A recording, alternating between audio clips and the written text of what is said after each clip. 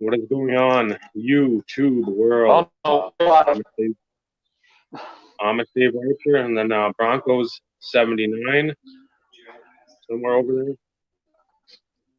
What's going on, guys? This is the Insert Revolution podcast. I don't know how this is going to work. I don't know how successful it's going to be, but something I wanted to try. I know Steve's been wanting to try it for a long time too, or at least get in on it. Being that we are two guys that have been mainstays with the inserts for a number of years, pretty much since they've been out in the mid 90s, early 90s. That's what we've always gravitated towards, collection wise. And then when we started collecting players, that's where our main focus usually ends up, is the tough to pull inserts. I hope this podcast, this video deal, will be enlightening a lot of people to what the world of inserts is about. It's not just all about basketball. That's some of the best stuff out there right now. You're paying absolutely astronomical amounts for it. But at the same time, there's still a market. Baseball's hot. And then football, hockey. We're going to mainly talk about football, but football and hockey, they're still very affordable for the players you can get, the caliber players that are on the Hall of Famers, the ones you want to look for. But even if you don't have, let's say you're a Miami Dolphins fan and you don't want to pay even for Marianas, which is acceptable. There's other guys out there. There's all these players that are out there that you can collect, you can pick up, and enjoy, and not have to break the bank. NBA stuff right now, you're breaking the bank. Hockey, football, baseball to a degree, you're not breaking the bank. We're going to try to go down the road with you. Maybe show you some things you didn't know. Show you some things you already knew. Who knows? It's going to be an adventure, because that's usually how my videos are. A long-winded adventure. Seeing what Steve's got going on now, trying to do this from the phone, it's super fun. So he's trying to go, I think, on the laptop. And let me see if I have to add him. Nope. But I'm going to get in how I started collecting. Hopefully Steve will come back, and I'll get into that. I might have to remove him and then have him join back in. Okay, here we are.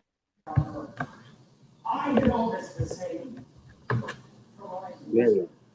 So I'll go Steve first. How did you start collecting, or when did you start collecting, and then when did you start the deep dive into collecting?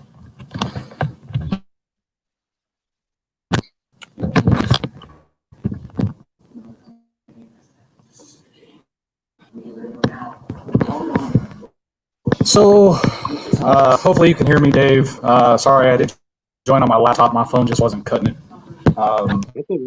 Plus, it looked a lot more grainy than what it was. But, so, I got heavy into collecting really around when I was about 5 years old. So, I was born in 79. Ooh, I'm getting feedback. Hold on.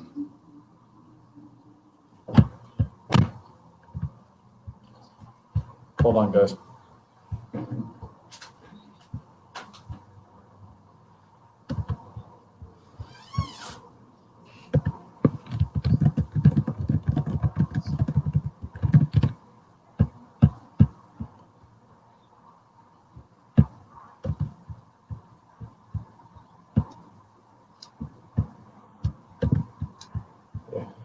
I don't know if that's me.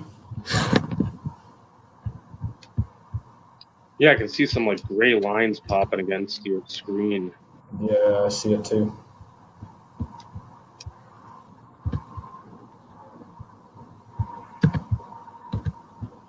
The joys of certain technology. 'Cause, Well, I'm Amish, so I mean, if it wasn't a piecemeal technological nightmare, it wouldn't be Amish. Yeah, but there's a delay even in when you and I are talking. Okay.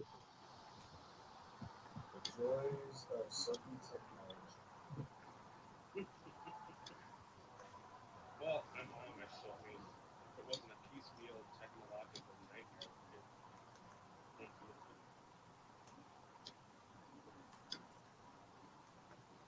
Yeah, but there's a delay even in when you and I are talking.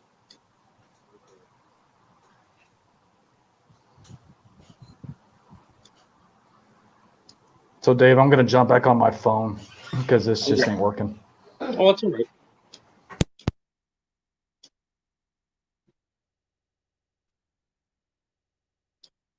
I'll go into how I started collecting, and when I took the deep dive, um, probably '86 was I started collecting.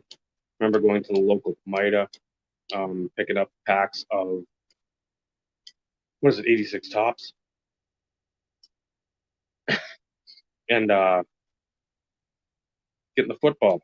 But then back then, because my brother would have been 3, I'd write my name on the back of the cards to let me know they're my cards. See if Steve is back. And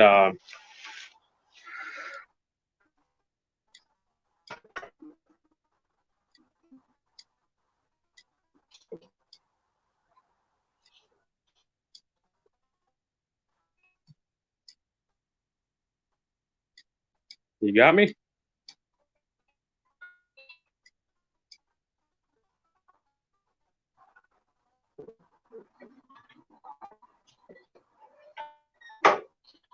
We're having technical. Okay.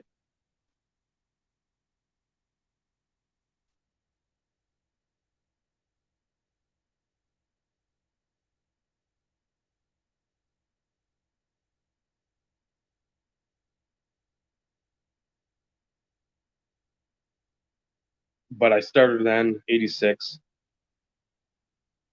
Bought mostly baseball after that up until about 90, 91.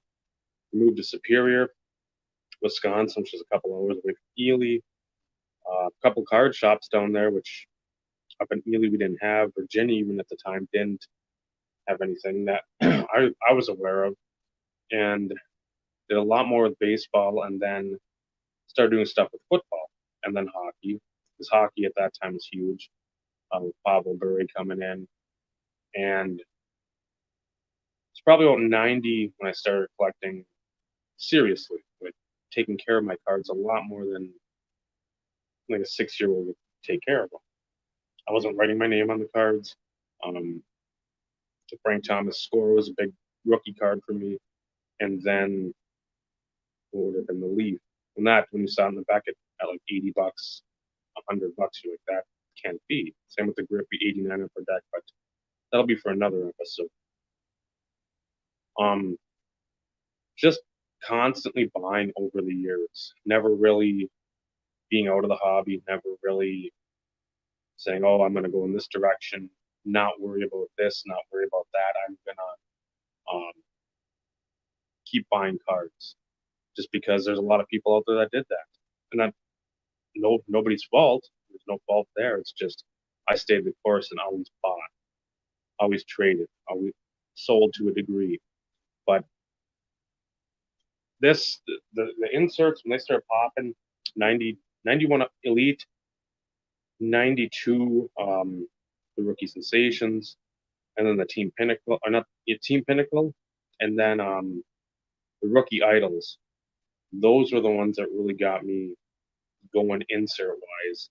And then Upper Deck, of course, when you have like the Ted Williams and the Reggie Jackson from say 90, the inserts, the Upper Deck Heroes, plus the autograph chance. Those were the things that really made me sit down and look, ooh, I need these. I want to get in on these. And it was At that point in time, insert the player collecting came a little later. But what about you, Steve? How'd you get started? When did you start, and when did you really get serious about collecting? So hopefully you can actually hear me, and there's no lag and everything else along those lines. You're gonna have to deal with the sporadic. That's all right. We only have Wi-Fi at the house, and of course it tells you to do it via wired. But going back to what I was saying originally, so I started when I was about 5 years old. So 84 time frame. I know that's crazy to think. I was born in 79, so I'm 41 years old, and I've been collecting on and off pretty much almost my entire life. Uh, it started, for those of you who have watched my channel on YouTube for some time, uh, it all started with my grandmother. My grandmother was a lover of sports. There was always sports going on in the house, baseball, football, two of her favorite sports. But that's ultimately what kind of got my interest into sports. And then that transitioned into actually collecting cards. I still remember my first, I'll call it grouping of cards. We had a neighbor up the street that collected. And to get me started, they gave me like a crap ton of 85 Tops football. And not in the best condition, but Walter Payton, Dan Marino, second year. I had a Warren Moon rookie. At that time, when you're that young, you know the names, but you have no idea what you're doing as it pertains to taking care of things. So that's really what started it. And then as I got a little bit older, I found a few local card shops. I didn't really have an allowance. So my grandmother, would take me to the card shop and, buy me a few packs of Tops, because back then they were dirt cheap. And that's also back when it was a hobby. And, then it transitioned to her buying retail. So every time she went to the grocery store, because I lived with my grandmother until I was 13 years old. So every time she went to the grocery store, I always knew that I was going to get some sort of cards. But that's really kind of the back end story of where I officially really started collecting. And I've done it on and off ever since then. From a player collector perspective, it's, you and I have talked about this, and I was really trying to identify really a time frame. 95, 96, right around that time. I was working, I was in high school, and this high drafted kid out of Georgia, drafted by the Denver Broncos, watching that preseason game and him drilling that guy on the freaking kickoff return. I'm like, you know what? I don't know. This kid is something special. And, that's where I really found my interest with Terrell Davis. Because that is my main player focus, and it always has been. And then it just kind of spiraled from there. To be brutally honest, my early focus in my collecting years was buying product. I spent so much money on product. 95 SP, by far one of my favorite all-time products ever. 96, 97, 98. 98, I didn't spend near as much as I did in 97. So I've always gone through spurts. It's one of those in which I can't say I've been the devout collector, so to speak, like you, for instance. You've never really taken a hiatus, but for me, I have over the years. What would be the longest hiatus you took? Throughout my entire collecting career, I'll use that term, probably 3 years. Okay. And part of that had to do with financial reasons. I'm going to be brutally honest here. It's reality. Yeah. And when you're a family man, you're married, you have kids, your focus changes. Mhm. And, you know, at that point in time of my life, I can't say that I went on full hiatus, Mhm. but nothing to the extent of like my YouTube years. If Yeah. you look back at my videos, Dave, you and I've had this conversation. And for those of you who are on here who haven't, you know, subbed to my channel or looked at some of my older videos, I was as frequent as Dave was in the posting of videos for pickups. Mhm. And, you know, it's one of those in which, man, it was, what's going on, man? It was fun. It was a blast. But at the same time, I have a lot of regrets during that time. Mhm. And we'll kind of touch on that here in a little bit as we go more into, you know, the inserts and the player collecting aspect of, you know, ultimately what we're trying to go through and discuss here. Yeah, I don't think I really ever stopped. I mean, there've been you Cheers, go. guys. I'd say like maybe a month, 2 months, I wouldn't pick up or I wouldn't buy anything back to maybe late teens, early 20s. What? But it would be stuff that I'd go off for a year, 2 years, 4 years. I was thinking collecting back then because the age of like 98 was sort of like, oh, okay, I'm in starting to feel the best. I got collecting like Bruce and McGuire or just throwing them all, like everybody was collecting. But other than that, I mean, I've always collected to some degree. And that's one of the worst parts is actually collecting because then even if you're finding cards, you still find other stuff you want to collect. I like Right. World War II stuff. I love wrestling videos. Look at some of my old videos. I'll get like a Ring of Honor mail day, and they'll be like 40 DVD. Oh yeah, and I remember those. And that's the thing And with I like collecting from the standpoint where I always say it's like people like, oh, you can go to the bar, you can go to the casino, you can go to the racetrack and gamble on the horses. You may get lucky there, do whatever there, in more regards than one, especially if you're at the bar. But to have something that's a tangible item in your hand, money you've worked hard for, and that you really want, that there's no greater gratification than that. Or something in your driveway, you can buy a car or a house or whatever. But I mean, I can't sit there and spend $50 hoping a horse wins. Keep pumping nickels into a slot machine. I want tangible goods, and that's I think what a lot of us collectors like. But a lot of us collectors also will go off and do that to try to get a bigger collection. Where I'm happy with the means I have, and I'll collect within my means. I mean, I might not have like a 52 mantle or a 57 Mark Star PSA 10, but again, if I get a Mark Star PSA 2, that I'm happy with that. And that's where I think a lot of people have to check themselves, insert wise, collecting wise, player collecting wise. Just collect within your means. Don't go out there and sit there and say, I'm going on Instagram. I see Joe Snow. He's got the best Terrell Davis collection. He's got 9 finite number 1. Like, well, good. He can afford what 250 a pop or whatever it is. And I'm good, David. No, I'd rather get some of the stuff. And I know you're the same way. You want some of the big cards at some time, though.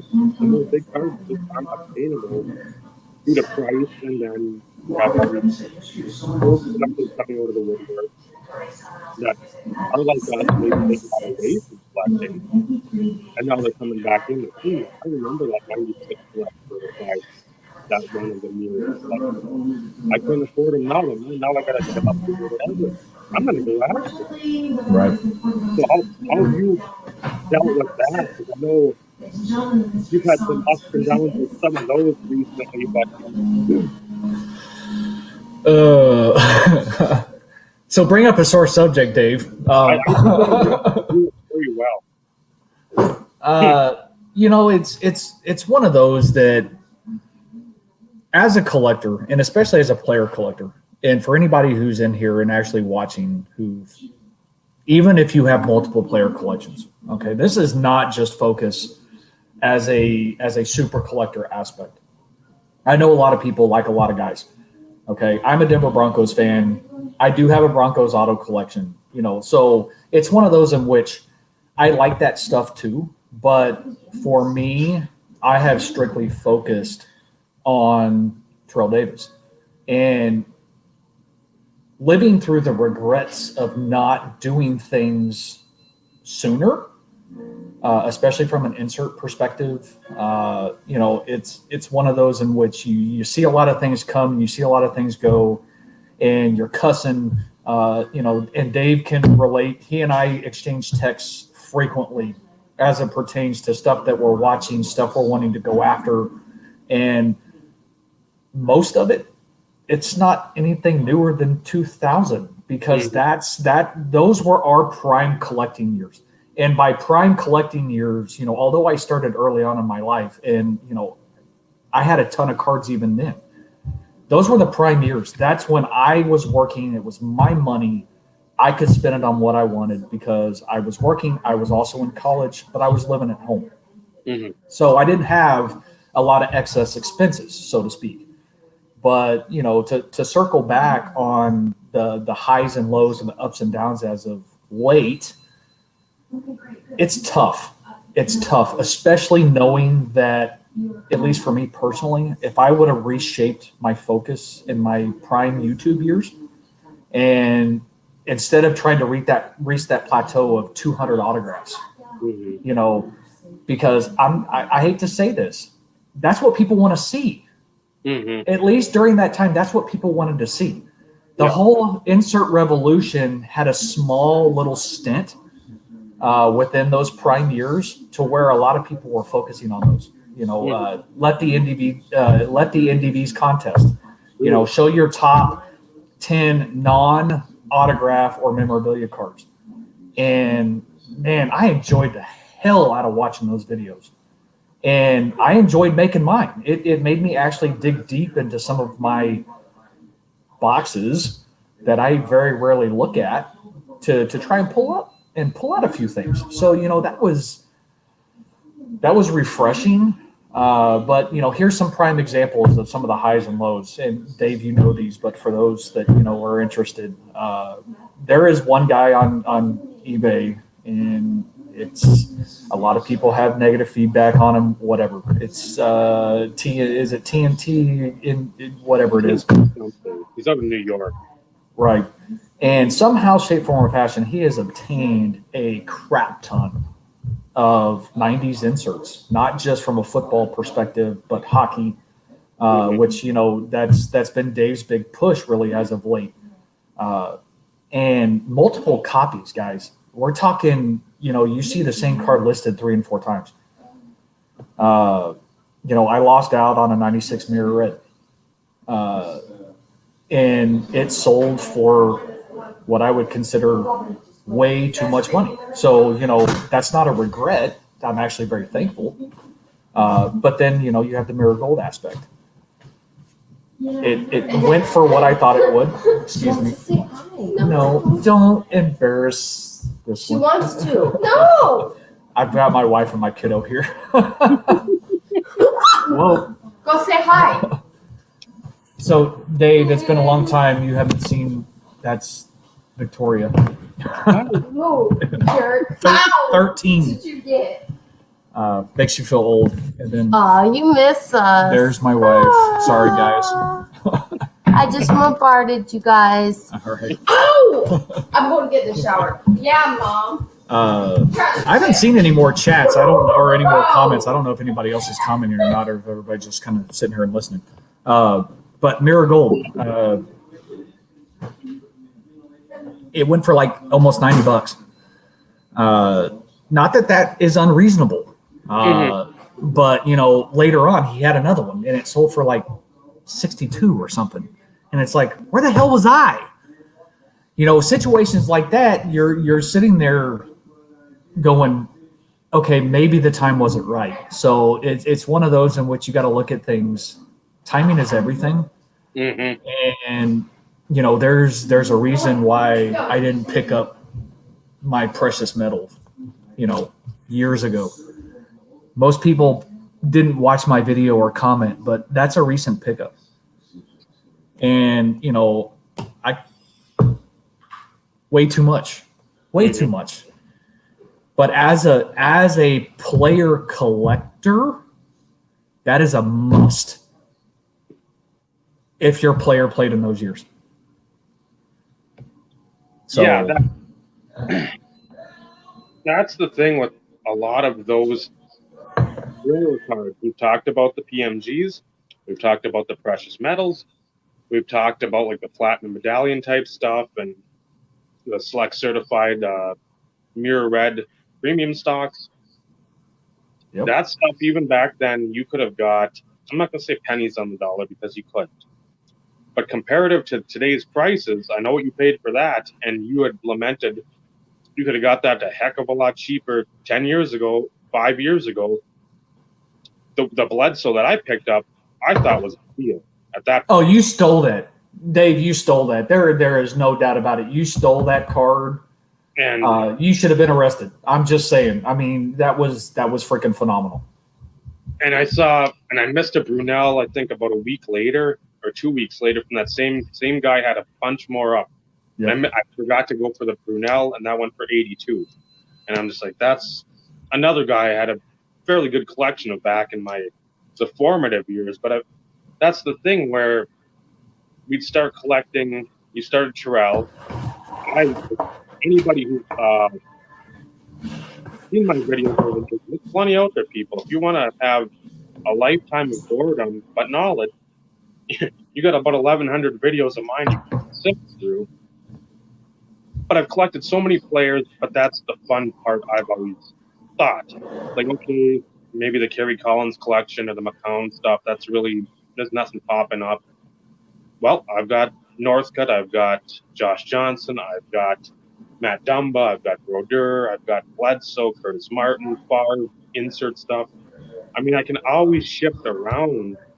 And even if I don't find those guys, I can find some insert of somebody that I really like or an insert set. And, hey, I'll pick a couple of those up. I'll pick some Natron stuff up because you know what? I haven't done that in about 5 years. Why not? So, I mean, that's the fun part of this is when you've mostly done Terrell Davis. I want to get in a minute some of your other collections you've had over the years. Because you said you collected Bledsoe at one point. I want to hear about that. But I mean, that's the fun part about this. You can collect multiple players on a budget. Yes. A ton of fun and not ever really get burnt out because, oh no, I missed this one. Well, again, then there's that one or this one or those. You can always, it's like a freeway, I'm guessing, in California. There's multiple lanes. And you're going to have fun in all those lanes. Well, probably not if they're driving, but I mean, collecting-wise, it's going to be fun. And you're going to open yourself up to so much more knowledge than just sticking with, okay, I'm going to collect one soda. That's it. Well, then you're going to miss what Mahomes is doing or what Lamar Jackson is doing. You're not, if you pigeonhole yourself, you're doing just an incredible injustice to your sports knowledge and your hobby knowledge. Well, and that's also like where, from my perspective, I've stuck with an older guy.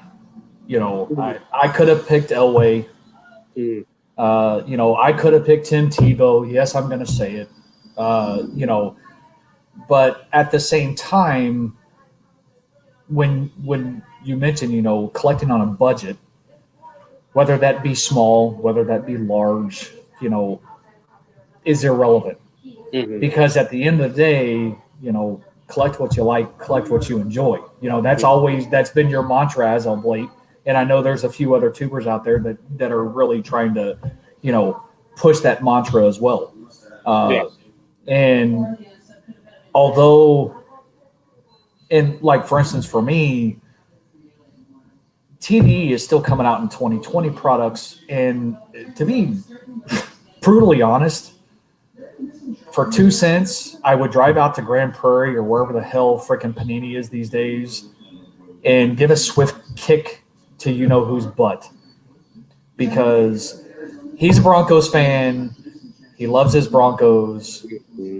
And he's part of the reason why there's been more of or I should say a higher resurgence of the number of cards that they were producing of Terrell Davis in newer products. And I don't care. For those individuals who have watched, you know, some of my recent videos, I have completely shifted focus.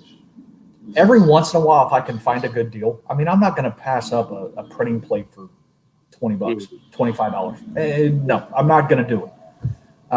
My 2 black finites, Michael, this film not yet rated. I saw him in here. I don't know if he's still in here hanging out, but we had a really in-depth conversation because the first one I purchased was a buy it now best offer. And I was going back and forth. And I'm like, I'd rather have this one because it was out of Topps Tech and it was the Black Galactic 101 auto. And it's like, man, it's a beautiful card. It's on auction. Maybe I'll get lucky. Maybe I can get both. Well, I missed out on the Galactic. Okay, so big deal. So when we were talking, he was giving me, price ranges based on what he paid for clay. And I know, from a clay perspective, there's a lot of times in which he pays a larger chunk on some cards than what I do for Terrell Davis because he's an active player. And that really does change some of the dynamic. I saw that. But he gave me price ranges. I submitted an offer. He accepted it, And then the next one, the Apex parallel version or the Apex insert, popped up. And I'm like, okay, I got this. Now I can go for both of them. So I'm not saying, like, from my perspective, that some of the newer stuff doesn't pique my interest. But I've really rechanneled my energy and my funds, for that matter, on stuff that I didn't pick up years ago when I could have gotten it cheap. But the nostalgia and what I would consider iconic inserts of the 90s, I'd rather have those. I'd rather spend those big bucks on those cards all day long because, to me, they mean something. I know that sounds really cliche, but they mean something. And they mean something to me because of that being my prime collecting years.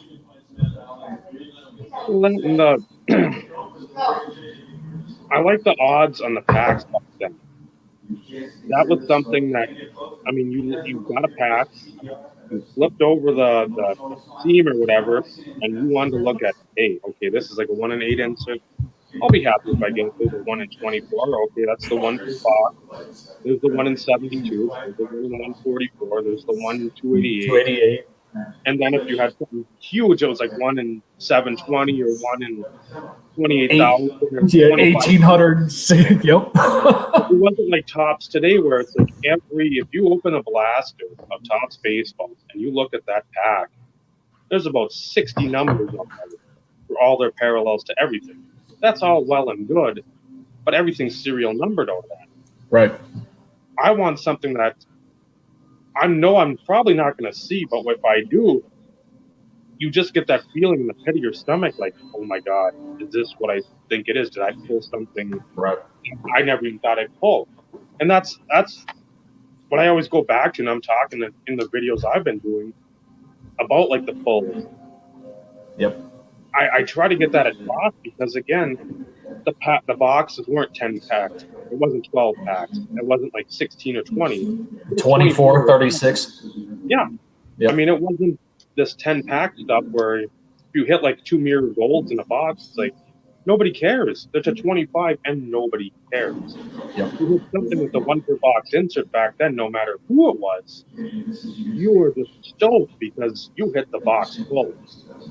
And that, it could be OJ McDuffie. It could be Keyshawn Johnson 3rd year. It could be a Terry Glenn 2nd year. Nobody cared because you got the box hit. Yep. And that's what I think a lot of people just go away from it. And then, even in breakers, you pull something to 5, but if it's not somebody that's a top 5 star, who cares? Nobody cares. Yep, nobody cares. And it's just criminal because those cards, I don't care who it is, I'll pick those up even though I don't like to spend a lot of money on the newer stuff.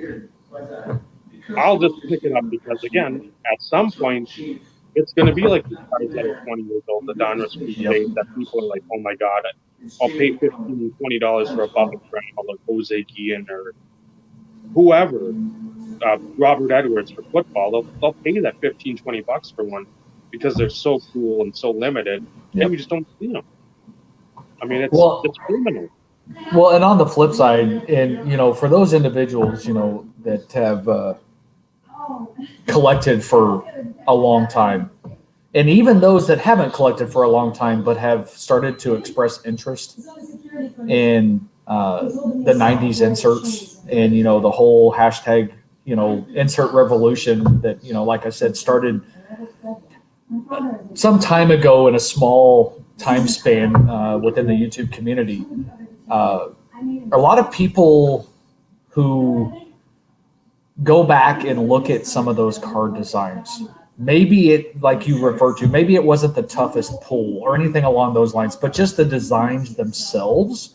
Mm-hmm.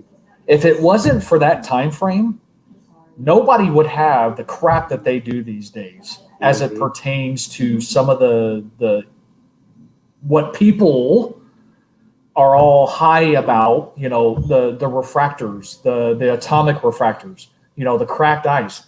Cracked ice?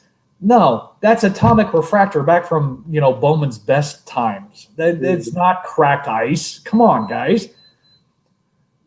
But to understand the history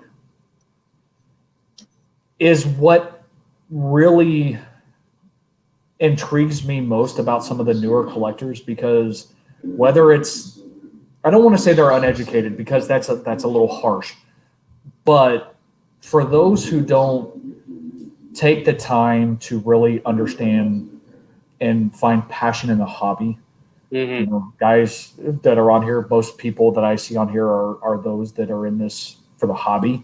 It really becomes a detriment. This isn't about, what's the next big thing.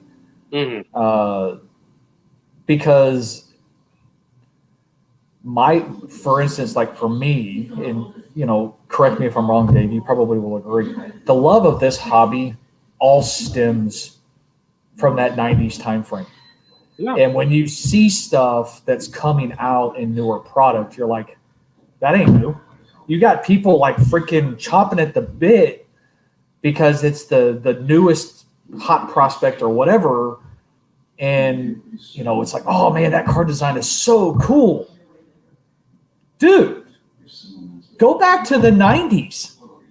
That's where this stuff, that's where the originality and the ingenuity and the creativeness came out. Pacific. Oh my God, Pacific. It is such an undervalued manufacturer, but holy shit. They have some of the coolest things and the coolest designs that I have ever seen. The laser cuts. I mean, come on. Call me nostalgic. Call me freaking crazy. I don't care, because I loved Pacific. I loved. You have no idea how many boxes of products that I busted of Pacific, just because the freaking inserts intrigued me. They were cool as shit. You had the Gems of the Crown, you had the Gold Crown die cut, the Kramer's Choice, which again were not even a case hit. Those weren't even a case hit because they didn't want to guarantee them one per case. That's why you had the 1 in 721 odds. You had the Gold die cut. You had the, what was it, the 96, where you had the card on the back and then you had the card on the front that was the Marsupials. No. Oh, what is that? I want to say it was Invincible. You had where you could put the card on the front that had the acetate picture over, and then the card on the back was just it was two separate cards. But when you put the two together, you could. Are you talking about the litho cells? Yes. I mean, you had stuff like that where it's like, okay, I've got one card, but now I need to get the other card to make this super cool. It always was, and I think that was their tagline. I think for the card Marsupials.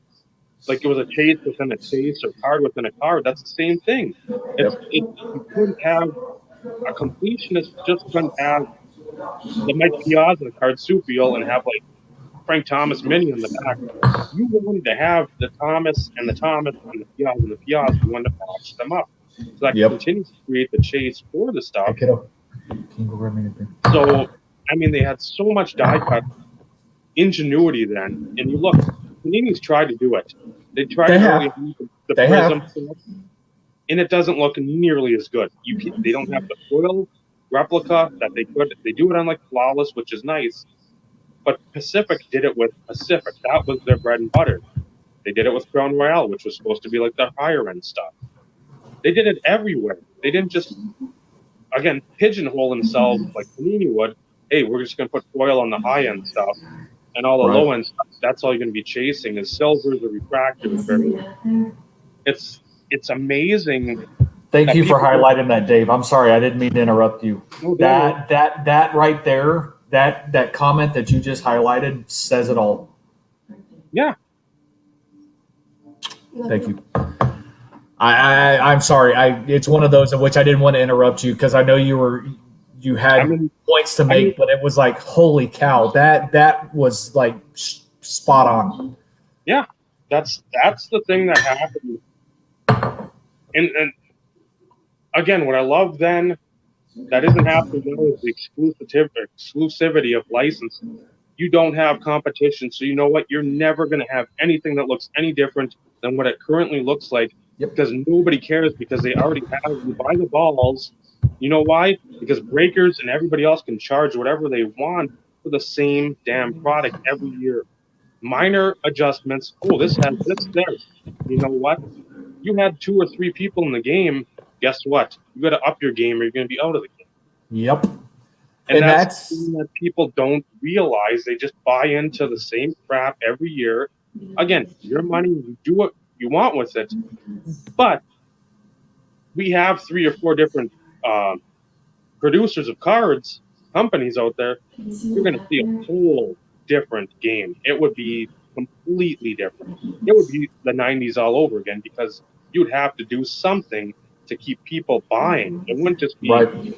oh, here's a Juan Soto autograph, here's an Acuna autograph, here's a Luis Robert autograph. Try to get it. When base cards, those guys are going for $100, a Topps base card, a Topps Chrome base, and you can get a Brett Favre, Marino, Emmett, one per case plus insert For maybe 20, 30, 40 bucks. in place of a couple blasters. Yep. I don't know. I know I live in an alternate universe, but No. at the same time, it's just like, why would you spend $100 on an ungraded rookie card of a guy who's never played a game? No auto, no patch, no serial numbering, when there's stuff you know is a finite amount, and get something of a guy that's already in the Hall of Fame that looks absolutely stunning. Yep. Why would you not want to get a Curtis Martin that's one per case, die cut, and has that leather texture to it? And foil. Everybody wants foil. Well, and something else to think about. That's out of 97 SPX or Skybox Premium. Okay. I bought a shit ton of that too in my 90s. Love the product. It's I don't want to say it was innovative by any stretch of the imagination, but I love the base card design. Yes. And one of the big pushes for Skybox Premium for me was they had a contest within Skybox products that year. And the whole objective was to spell Skybox. Mm-hmm. They had letter cards that randomly inserted in packs and everything else. Now, I don't remember what the hell the prize was at the end of the day, but it was one of those, it's like, that'd be really cool. Mm-hmm. Obviously, I had some sort of interest with what that actually would be. Mm-hmm. And my guess is like the X was probably, there was only so many, 3, 4, 5, whatever. But that's irrelevant. That's not where I'm going down the path with this. I probably busted, now not sealed cases by any stretch of the imagination, but I probably busted close to 2 cases of Skybox Premium. That's how much I enjoyed it. To give you an idea, like I said, loose boxes, not a sealed case, so you're never guaranteed anything when you're looking at it from that perspective. I never once pulled a larger than life. Okay, so always wanted one, never pulled one, but that's one in which I've always wanted to pull. Okay, I pulled one, count them, one Skybox Ruby parallel, numbered to 50. One. And now, like today, you pull a Topps Black, which is sort of the flagship for baseball, and you get that. And once again, you don't get a big player. Those used to command, even 10 years ago, those commanded, I bought a Buster for $15, Yep. $20. Those, I bought a Buster Posey at a show. I don't know if it was the one back in February, but it might have been one last year. I bought that for $5. Buster Posey. Surefire Hall of Famer, in my opinion. I mean, he's got 2 titles and I think maybe a batting championship or two in there, but it's like,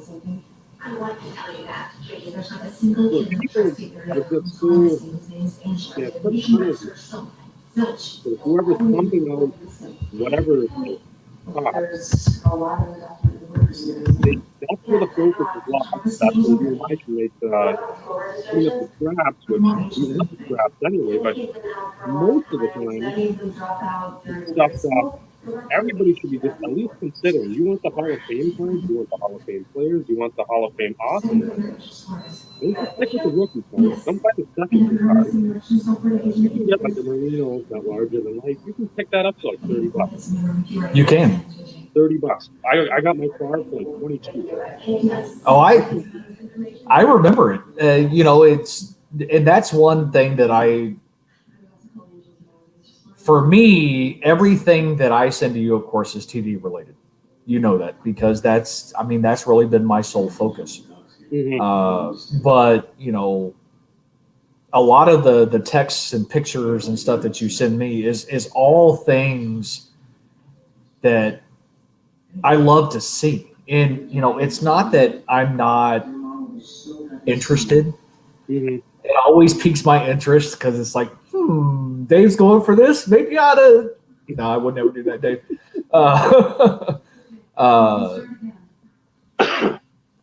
But hey, kiddo, can you turn that down just a little bit? Thank you. Sorry, Snoop.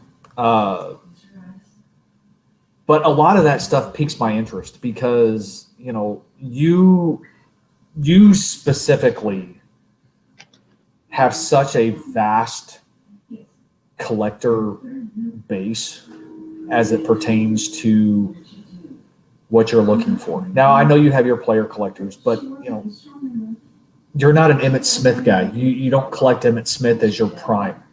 I know you have a side Favre PC. You've always kind of had a man crush on Favre. But at the same time, that's never been a focus. And, as you continue to find some of those rare, okay, maybe not even rare. Let's not even use the term rare. Let's use the term of high pack odd pull cards. Some of the prices that you pay on them are they're almost criminal. And for somebody who enjoys those prime years of collecting, I have to say I'm not jealous of you, Dave. Okay, maybe just a little. It takes me back to those years of seeing that stuff being pulled in the shop at that time. And even though I had the money then, my focus was just like way off in left field, busting product, bust product, bust product, bust product, bust product. Now, did I collect a few sets over the years? Absolutely. Do I have, not to kind of change the subject to it, but I'm also a set collector. Most people have no freaking clue about that. That's not something that I share. But bottom line, at the end of the day, as a collector, you're always, me personally, this is my opinion. We've always alluded to this. Going back to what I said earlier, collect what you love, collect what you enjoy. But stop focusing on what's next or the next big thing. Collecting is a hobby and it's a long-term investment. If we're going to use the term, Dave and I were talking about this before the show started.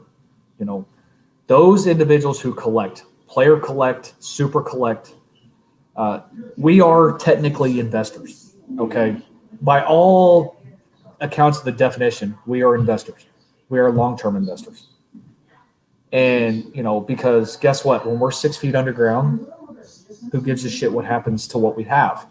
It goes to my wife and my kids in hopes that it's a substantial amount of money, because I've focused my collection on not just what I can pick up and flip quick. Mm-hmm. This is all about the long term. And, I could be wrong. You could be wrong, Dave, at the end of the day. Uncle Vinny, you're absolutely right. And me personally, I haven't collected a set in a long time. And that's because, unfortunately, with the high prices of retail these days, they're driving the prices of the hobby product as well, to where your best bet is to just go spend the money and buy a set on eBay, which is what I did later on with my Topps Chrome sets. I'm a huge Topps Chrome guy, and yes, it is strictly football.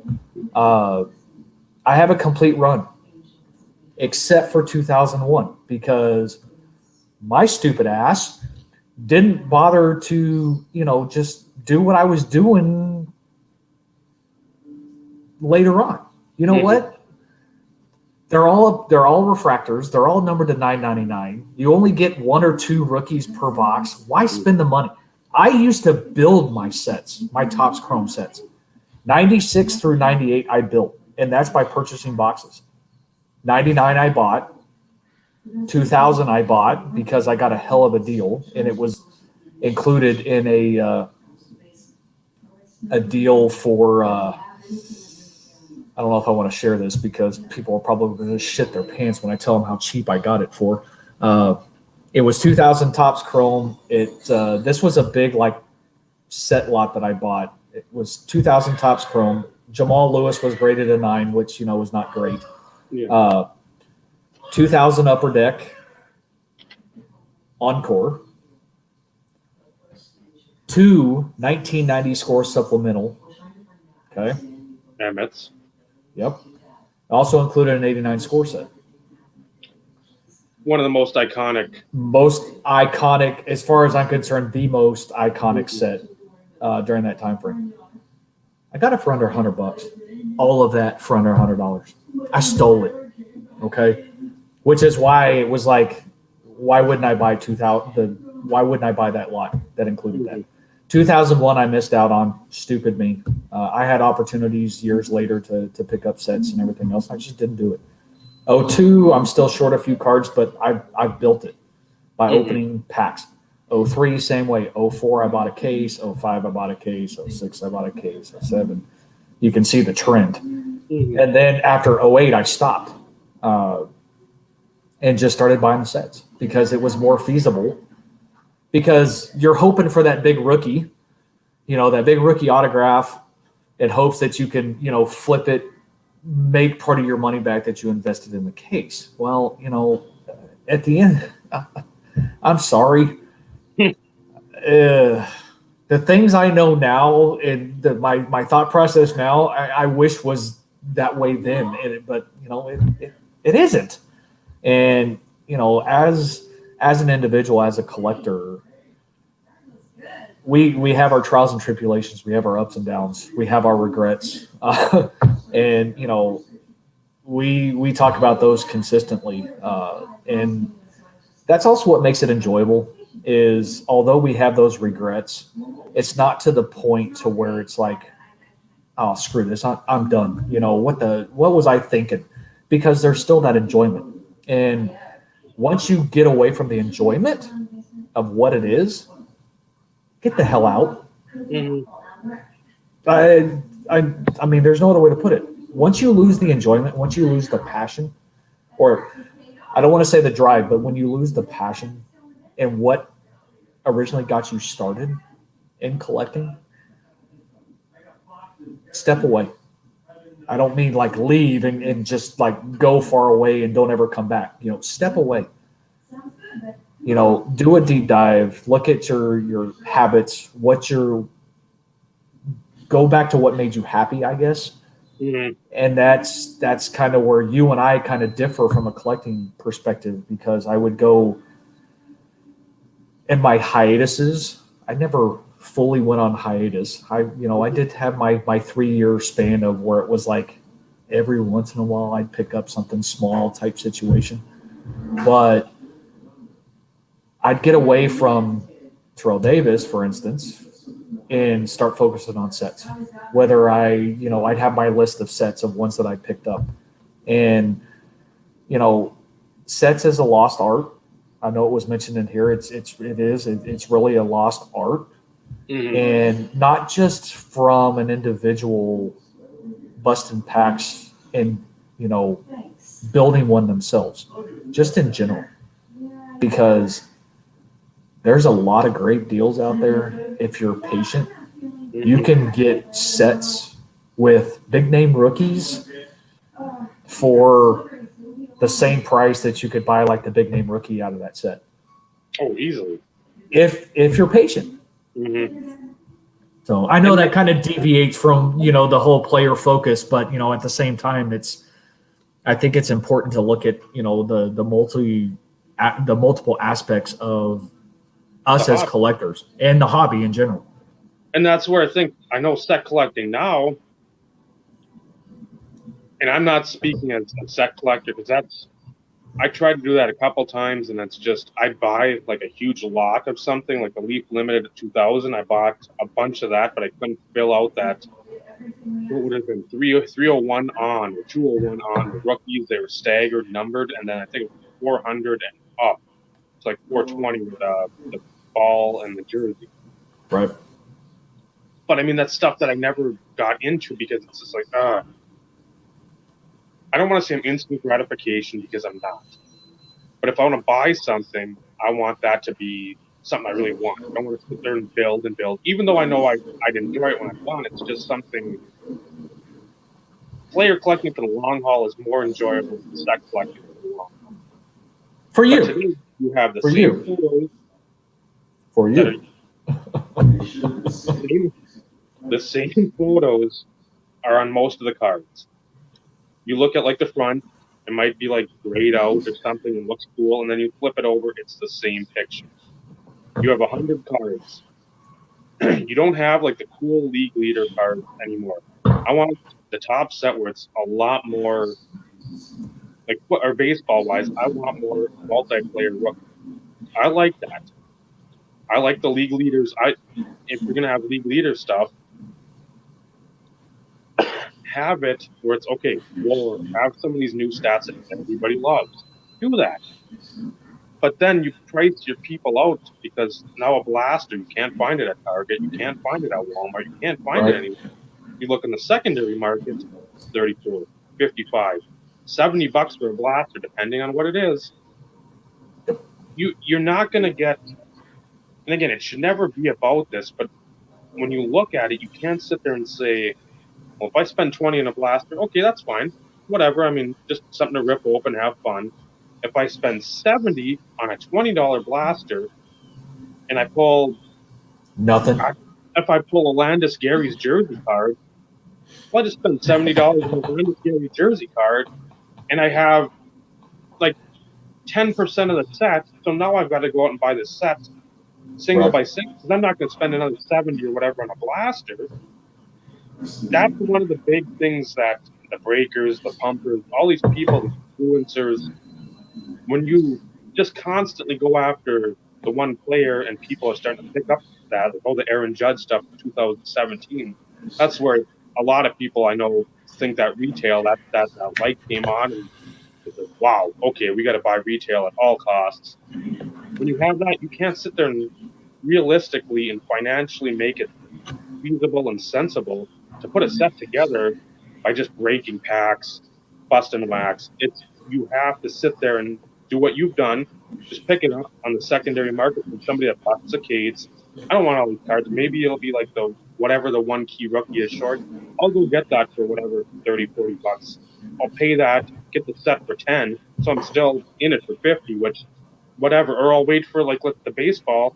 I showed him the video earlier today, pimping this podcast. Just buy the set around Christmas time. Those Topps baseballs, that would do. It's like $50. Then you're done. Deal. It's good. But you can't feasibly and financially make it a sensible purchase to sit there and say, I'm going to buy packs and I'm going to try to hand collate a set. It just won't. It just doesn't jive.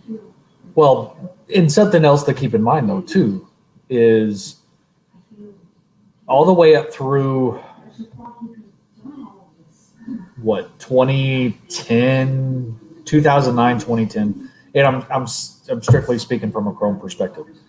I don't remember when they started implementing short print variations. I can't remember. Not that I give a crap about short print variations. Yeah. I could give two craps. But, at least when I was doing my Topps Chrome run, because I loved Topps Chrome, and for 2 cents, I'd go back in time and give me a swift kick in the ass for not doing basketball because of Kobe. But, yeah, my years of collecting basketball were probably stupid because I've kind of gone, football, baseball, basketball. I've kind of bounced around a few times in my collecting career. But, if you bought a case of Topps Chrome, you knew you got a set. Mm-hmm. You knew at the end of the day, at a bare minimum, you would have a complete set. Mm-hmm. At the time, because it was the newest release or whatever, you could get a small percentage chunk back if that's what your ultimate objective was. Buy a case, turn around, sell a set, sell some of the rookie singles, the refractors, the whatever. Mm-hmm. To make up some of that expense for whatever reason.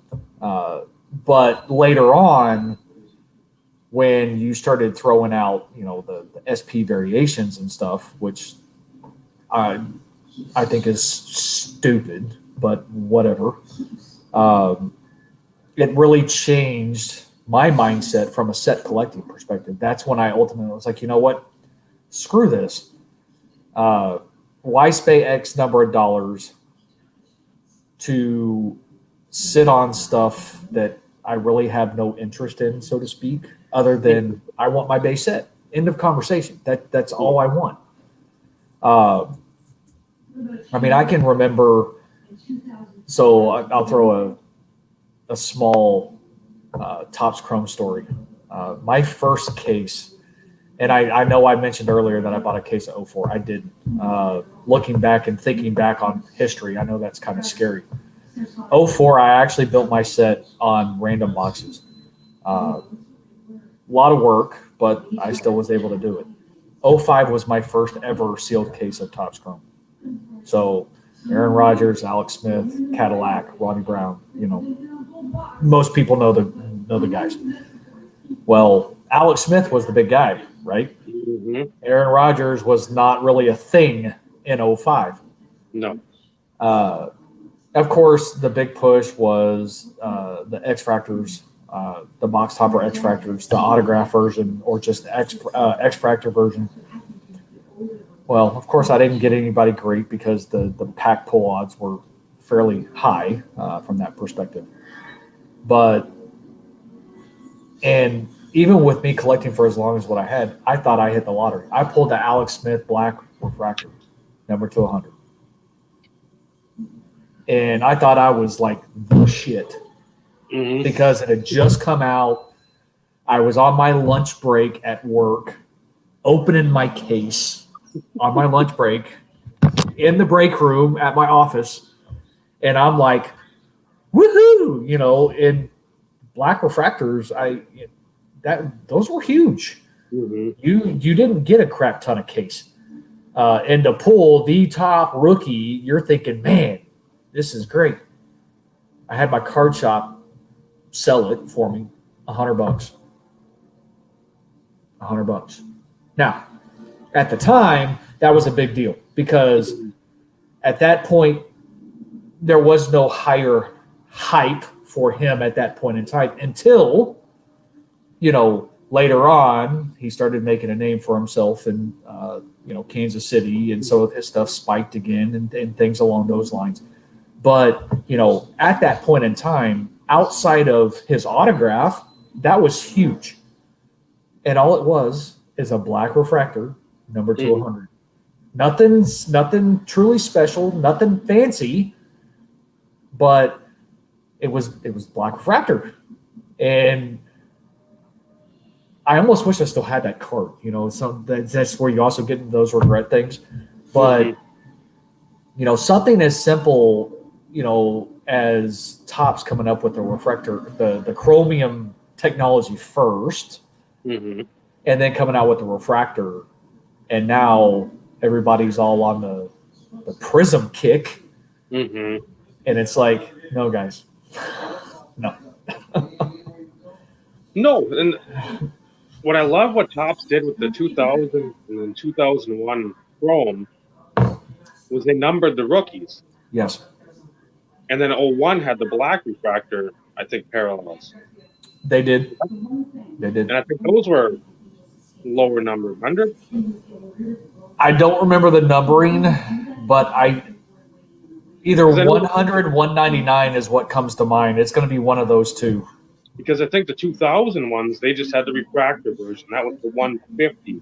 I think I got Northcutt. I think he's in there, if I remember, because, again, I haven't looked through my Northcutts in ages, which I should do. But that's what I like. I like just a couple refractors, a couple variations. Now it's literally you have Skittles throwing up on Skittles, throwing up on Starburst, throwing up on Mike and I. For the color combination. Just like, how many is too many? I don't need 40 variations of Panini Prism to try to get that rainbow. One's numbered to 7, one's a Target exclusive, one's a Walmart, one's a good one, one's a Salvation, one's online if you're on the site between 1245 and 1250. Like, you need to have some sort of checks and balances within the company, but people don't. That's the thing. It's just like, keep pushing it on, keep pushing it on. And back then, it was like, I just want to get a refractor. I don't need like a purple hexagon whatever refractor. Give me a regular refractor. Give me a black refractor. Get me an atomic. I don't need any, or whatever, the X-Fractor. I don't need anything else. But I mean, that's the thing. It goes from that, the Topps Chrome.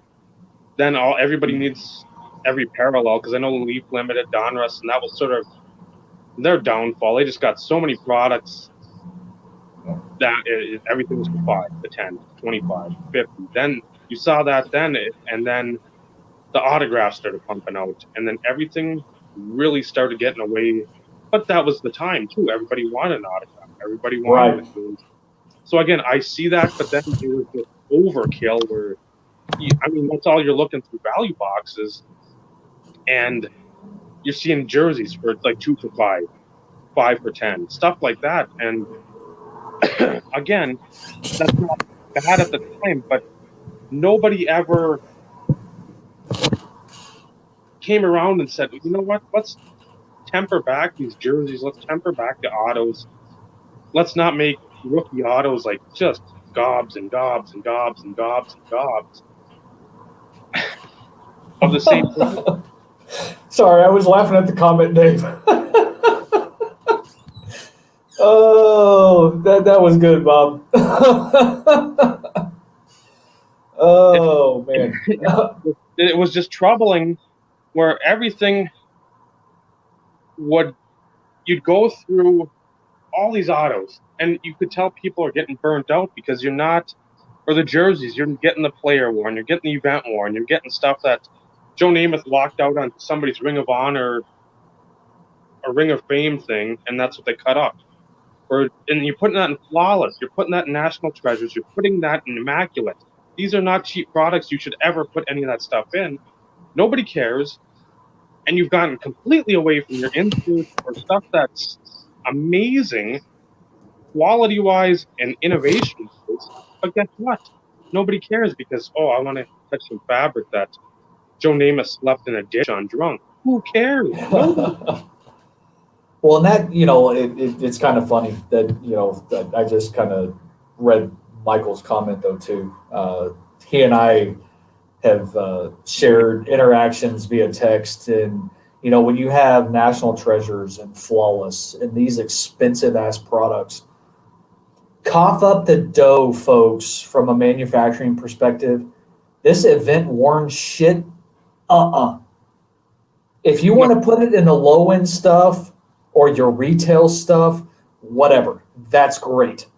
But when you're spending, $1,500 a box, not a case, a box, there better not be no event worn jock strap that I'm going to pull of anybody. I'm sorry. That is just beyond unacceptable. Oh, I remember that too. I mean, it was kind of a cool concept because it was the rookie premiere and they did the hats off stuff, with the rookie premiere.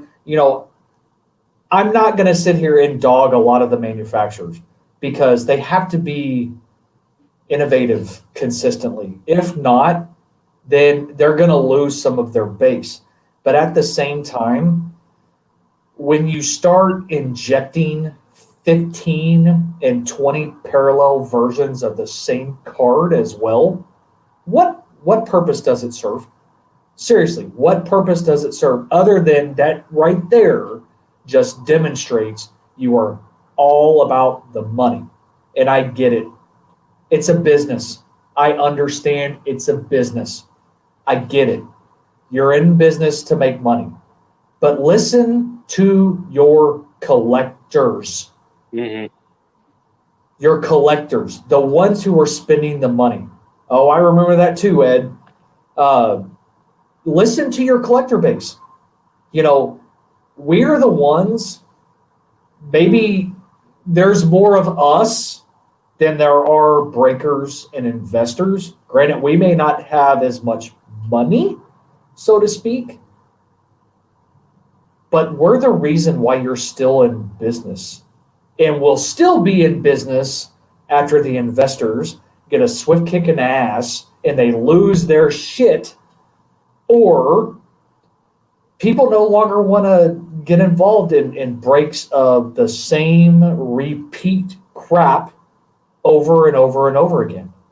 I call me crazy, call me whatever, but I don't understand because. And this is why we always go back to the 90s thing.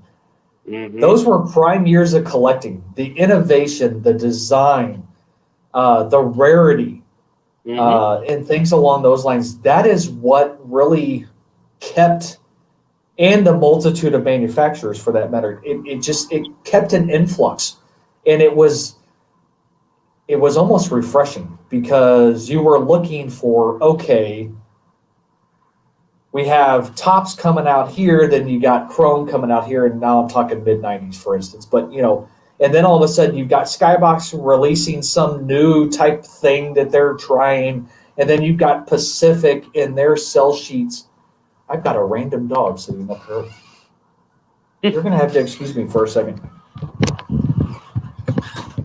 I think this is one of my neighbor's dogs. Hold on, guys. Okay. And to what Steve's point was, you have all this innovation coming on. Skybox comes up with Sky Motion.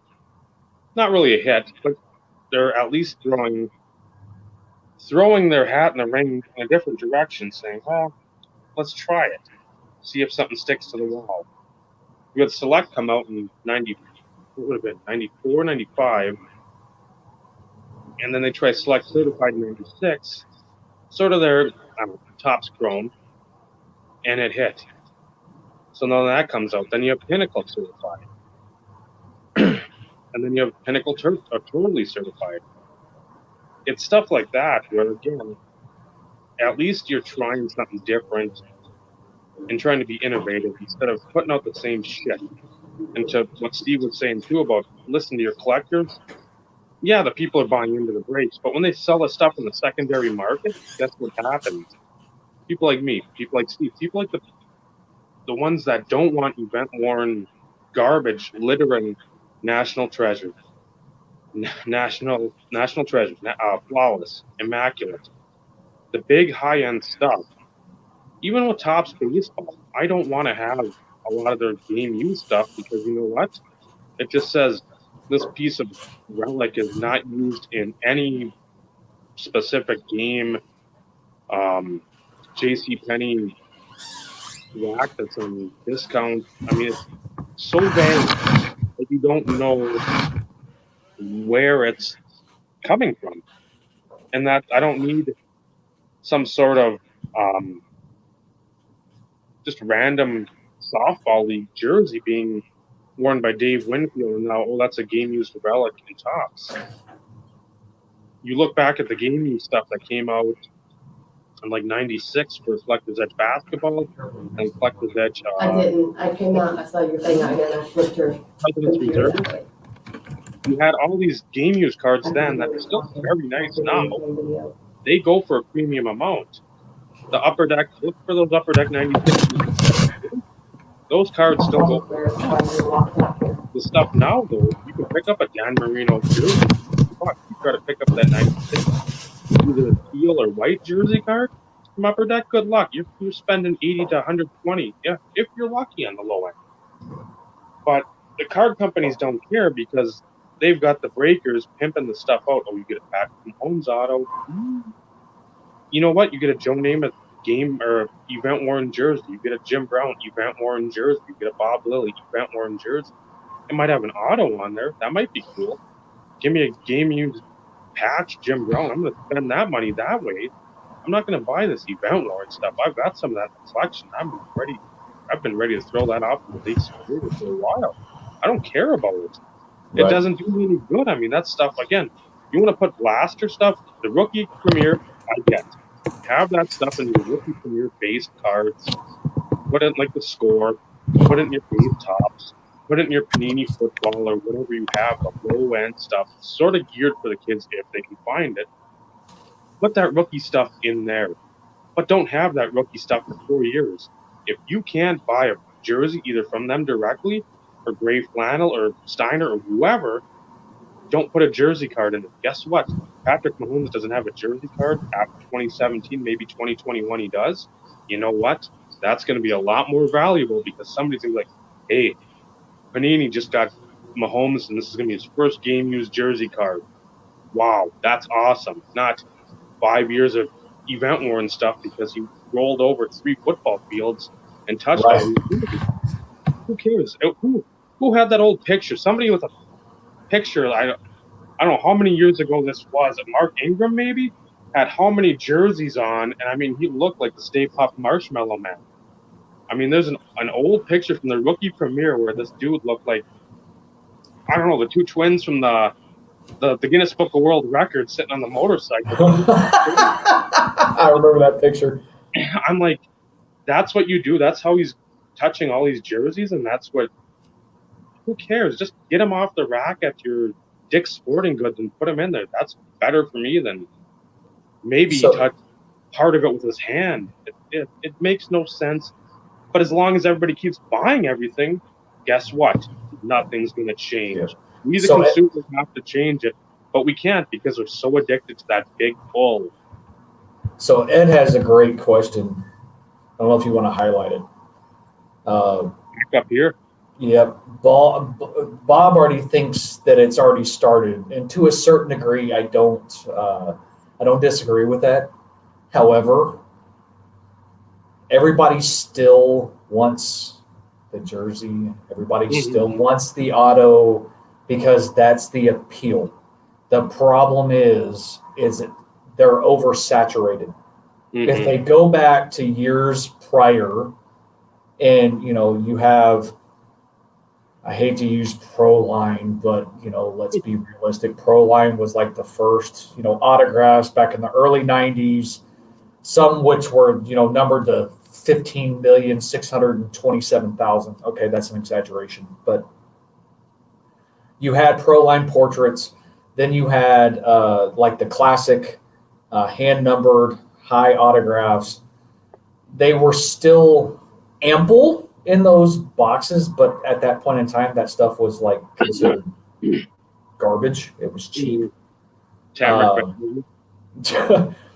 But then you start getting into the mid 90s with the introduction of the jersey cards, like you had alluded to earlier, Dave, with Upper Deck and not 95, 96, sorry. And then, I still remember when I got my 97 TD. I still remember it. And it's on YouTube. And I considered it an Eleanor because those things were so hard to pull back in those years that if you pulled one, it was something big. It was something big. Didn't have to be the best player or the worst player within the set, but it was superstars. I mean, they were big name guys. It's not like your Joe Blow second string receiver or anything along those. I mean, it was big name guys. So to a certain degree, Ed, I think there's a slight tilt, but I don't think that's ever going to go away. I don't ever think it's going to be the way that it was before, to where the insert is what really drove the hobby. I don't. No, the 96 Upper Deck set, if I'm going off memory, Rashawn Salam would probably be the worst player. But at the time, that was a second year back for the Bears, so you had that pedigree there of Peyton and Saint and Neil Anderson before. So everybody's thinking, okay, maybe they got something here. I pulled the Brunel out of a box from Kmart. I was in no shit. I was 98 or 99, and I went to Virginia, which is about an hour away. Picked it up for that $20, and I'll pick one up. I think there was 2 or 3, but I had like 40 on me. And say, tax is going to push me over the edge. And I bought the one, and I'm sitting in my room doing the Don West. I'm talking like him, being an idiot. Who's going to get those jersey cards? And sure shit, I opened the pack, and I found this little thicker. I tilt it, see no way. And I mean, they weren't like the flawless ones or immaculate now, where it's like the sole of like a leather, like a Timberland boot. It was just, a little thicker. And I'm like, no. Slow roll, and there's that teal Brunel. I'm like, holy shit, you gotta be kidding me. Yeah, that's that was 2,500 packs. Yep. That's why they hold the value. That's why they always hold the value, and you're never going to see one. If you see one of anybody, even Salam, if you see one for Salam for $5, buy everyone. Just buy it. That is nostalgia. That is history. That is what sparked the jersey revolution or the relic revolution within the sports hobby. From a football perspective, it's one of those in which and I consider it iconic. Because I remember like the sell sheets and everything along those lines, because it wasn't just a hobby exclusive either. You could get it in retail or hobby. And, back in the 90s, a couple bucks a pack was about the standard, until you got to, okay, depends on the product, but base Upper Deck was, a few bucks. But to pull something like that, that is really what sparked the big push for the whole relics. And like I said, in my video that I have on my channel, when I bought my 97, granted the jersey swatch is bigger in 97 than what it is in 96. I considered it an Eleanor because that was something I had seen pictures, I had perused eBay, later on in my collecting years, just to look at them and things along those lines. And it's just like, man, that's like iconic. And those, to a certain degree, are some of those situations which I regret, because those things that changed or drove the hobby, to me, that regardless of who it is, if you are what I consider a collector, somebody should have at least one. Yeah, I mean, if you have the upper deck jersey, those early year Z teams. Oh yeah. Well, that's probably the whole thing, but 95 with the Duplex, 96 the acetate with that shine, and 97 if you got the hollow gold one with that like the refractor, the mirror gold finish. Those are three completely different looking inserts at the same set Yep. and are equally as desirable as its predecessor and the one that followed it. I mean Well, that you don't see that now. well, and that's where the innovation comes in, though, too. It's keeping the collector guessing what's next, but not to the extent of who's next, so to speak. It's one of those in which, oh man, these were gorgeous. Just everything that they threw at this one from a design perspective, it's gorgeous. I'd be satisfied if they did a repeat the next year, and then all of a sudden it's like, holy crap, they changed it. What? Oh man, I don't know. Okay, which one's my favorite now? And then you go to the next year and you're going, well, shit. I can't rank them. I can't rank them because they're all aesthetically different, but so appealing from a design perspective. And that's where I think Panini's just absolutely botched the Leaf Certified brand, where that was so beautiful. I mean, when you have the mirror red, okay, you got the regular rookie, then you got the mirror red that was like a different patch. You had the mirror blue at times, different years, but it had 3 swatches on there. Yep. Then the mirror gold, emerald, and the black, the one-on-ones, all had 4 relics: the jersey or the patch, the ball, the helmet, and the shoe. Yep. And everything was clearly discernible when you looked at it, and of course by the numbering on it. But I mean, every year you're like, oh, what are they going to do this year? Yep. Panini fucking shit the bed with that. That was my favorite, and I know Michael said something about it before. That was my favorite football product. I mean, you never knew what they were going to do, but it was just always so loaded with so much awesomeness. And Panini has made that a complete afterthought and absolutely buried it to the point where nobody cares about it at all. That's criminal. That's fabric of the game.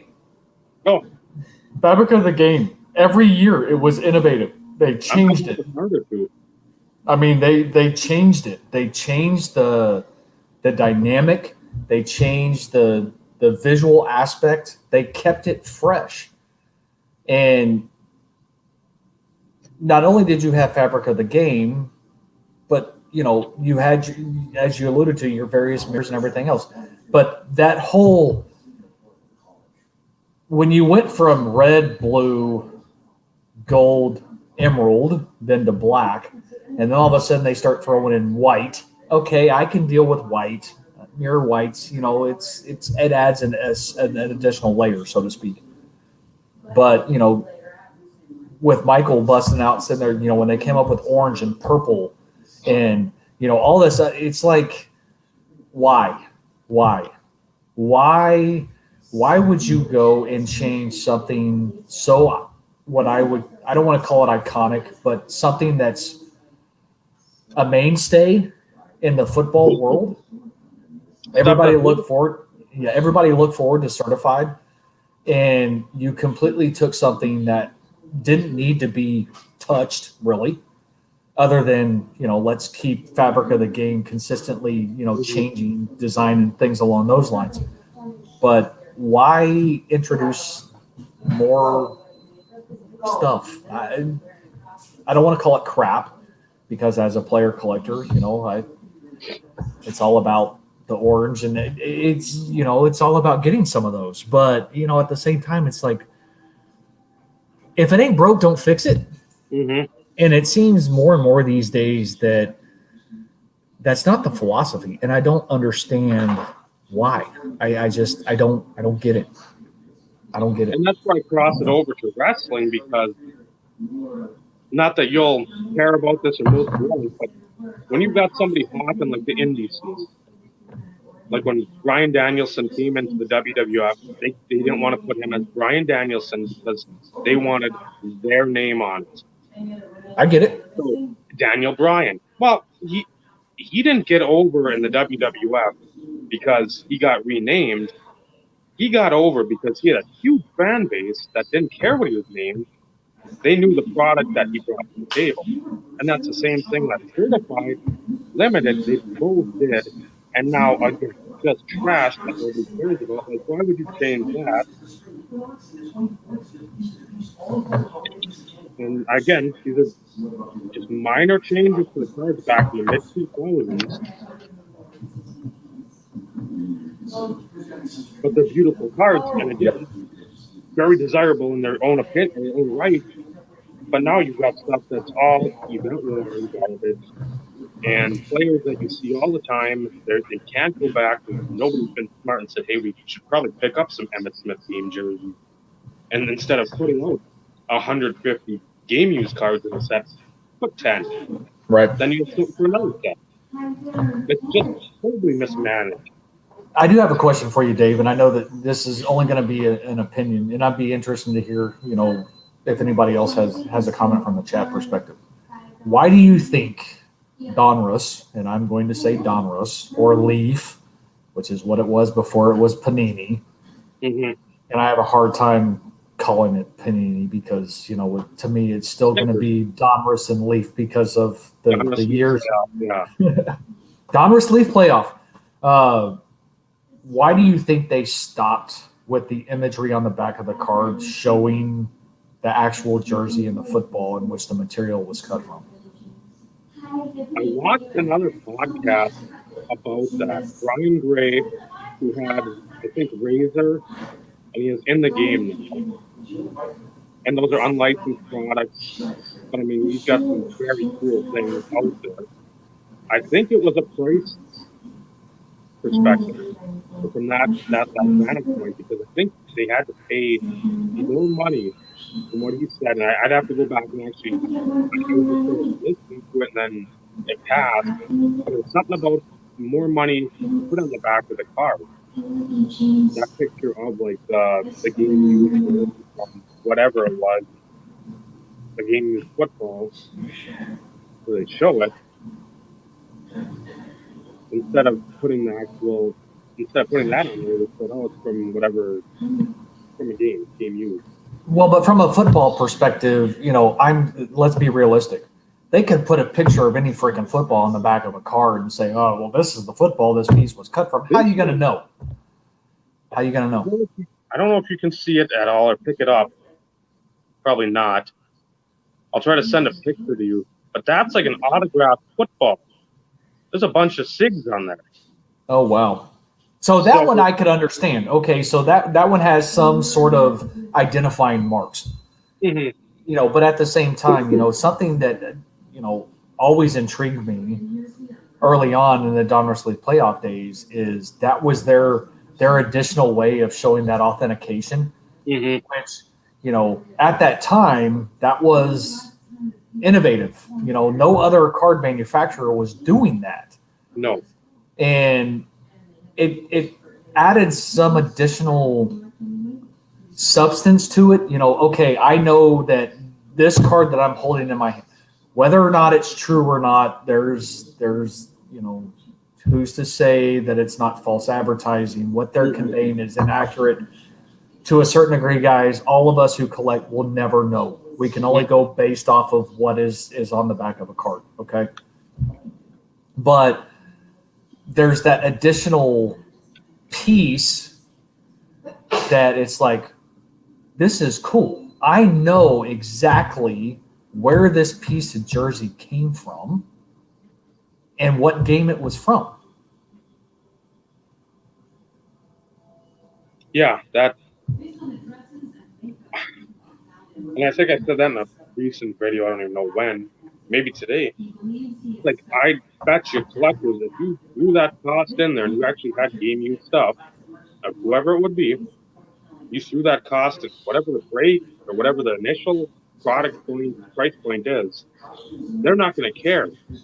They're probably going to be even happier knowing, hey, That's a Tyreek Hill jersey from the Patriots championship, the AFC championship. That's going to be a selling point for us on multiple levels because guess what? You can pinpoint when that jersey was in action, and you can sell that a lot more for a lot more because of that fact that, oh man, that Chiefs fan, J.W. Smitty, John, he's going to want to buy that first collection because he loves Tyreek Hill and he watches YouTube videos. I thought you were telling her to come over there and talk on there. I wouldn't have hollered at her if I knew that's what she was That's the thing that I don't know why they don't do it. I just you're charging so much for food. Why not give the collector, why not give the breaker, whoever it is, a little hope or a little guarantee right away instead of just throwing a hey, I hope you get the Lamar Jackson, whatever John said. No, if you pull a jersey of somebody, guess what? On the back, there's a date from this film. It's here again, Ray Brown or REA options or whatever. Just have that piece in mind, and you probably look some of these older collectors back that have been burned by event worn or player worn BS. You're going to get some of these guys back. I was making a conscious effort to these collectors, the people that are actually buying it, not just as a case or whatever, but on the secondary market on eBay, on your Facebook, on YouTube, wherever. You can tease them and at least put a little, not a guarantee, but just have them know that we're thinking of you, we're listening to you, we're trying to do better. We haven't for so many years, we'll try. And it just, you think with all the money they seem to be making, you could do well, you would think. Yeah, you would think. But when you start getting all that money and you don't care, you Scrooge McDuck and you're both cash and you don't care. Well, and on the flip side, I mean, we all know the expense of game used jerseys. However, as a card manufacturer, you have relationships with, the NFL from a team perspective, but then you also have with the NFL Players Association to use their likeness and their name and so on and so forth. You can't tell me that in those negotiations, you can't dictate or set some price for something that is reasonable for game-worn material. For us as a collector, okay, yes, to buy a game-used jersey of an athlete, you're looking at a couple of $5,000-$6,000, depending on the caliber of the player. Okay. You get somebody like a Walter Payton type situation, something that's coming out of probably somebody's personal stash or the estate. You're talking of tens of thousands. Okay, I get it. For those type deceased players, or the Jim Thorpes, just the old stuff, I could understand the amount of money that it would take to procure something like that. But in this days now, we have one manufacturer, okay? In that agreement, you can't sit there and freaking tell me that you can't get game used stuff these days to put into carts. It says, what does that say? That Clay Matthews. Yeah, and that's kind of what we were alluding to, Michael, is the fact that there is some substance to what they were putting on the back of those, and it's an added. I don't want to call it an added collectability aspect, but the fact that specifically where it came from, what game it was from, and if for me being in Texas, I know Texas Broncos fan, I know kind of crazy. you don't always get to see all the games, but if you have NFL Sunday Ticket or whatever, and that's you make sure that you watch all your games. You know some of those certain aspects of the season. That just adds some level of, we'll call it collectability, for those who player collect, and for somebody like Michael who collects Clay Matthews, it's an added feature. It makes it that much more desirable. It's like, thank you. That's the word I was looking. And it's like, okay, so I couldn't be there to watch the game.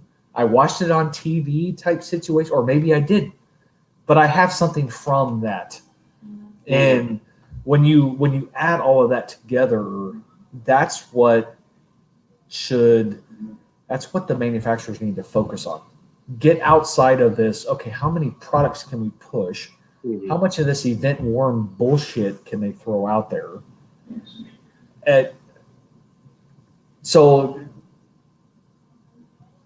I'm going to kind of go back to the whole flawless thing for a second. And since Michael's still here. So Terrell Davis has some stuff in the recent flawless. It's 2019, but it always comes out in 2020. We all know that deviation. One of the cards that intrigued me early on was John Elway, Terrell Davis, dual NFL logo shield, autograph 101. I'm like, intrigued, right? Cool ass card, okay, let's see what happens. Somebody pulled it. They put it up on FeeBay. And what was it? Event worn. And I'm like, are you fucking shitting me? $1,500 a pack. It is two of the best known players in Denver, okay, and two of what I would consider some of the all-time greats. We can debate that all you want, because I know people will disagree with me when it comes to Terrell Davis. That's fine. I don't care. Out of flawless, it's in their freaking Orange Crush jerseys, which is what really intrigued me. NFL logo shield, on-card autograph, 101, and it's event-worn bullshit. And somebody still bought it for like $3,000. I'm like, nope. No. $3,000 for event-worn freaking NFL logo shields? You lost your mind? No. Don't think so. What's going on? I like Topps, what they've done with a couple of their baseball products. We put that little identification sticker on there. I don't know if it's like tribute or. I like that, but again, it's tribute, I think. Or if they do that for the NFL, that'd be fine. I get that. Even if you're using a spring training jersey for baseball, that's still 20 games, 25 games, and you've got 162 for the regulars, normal years, not this year of uncertainty.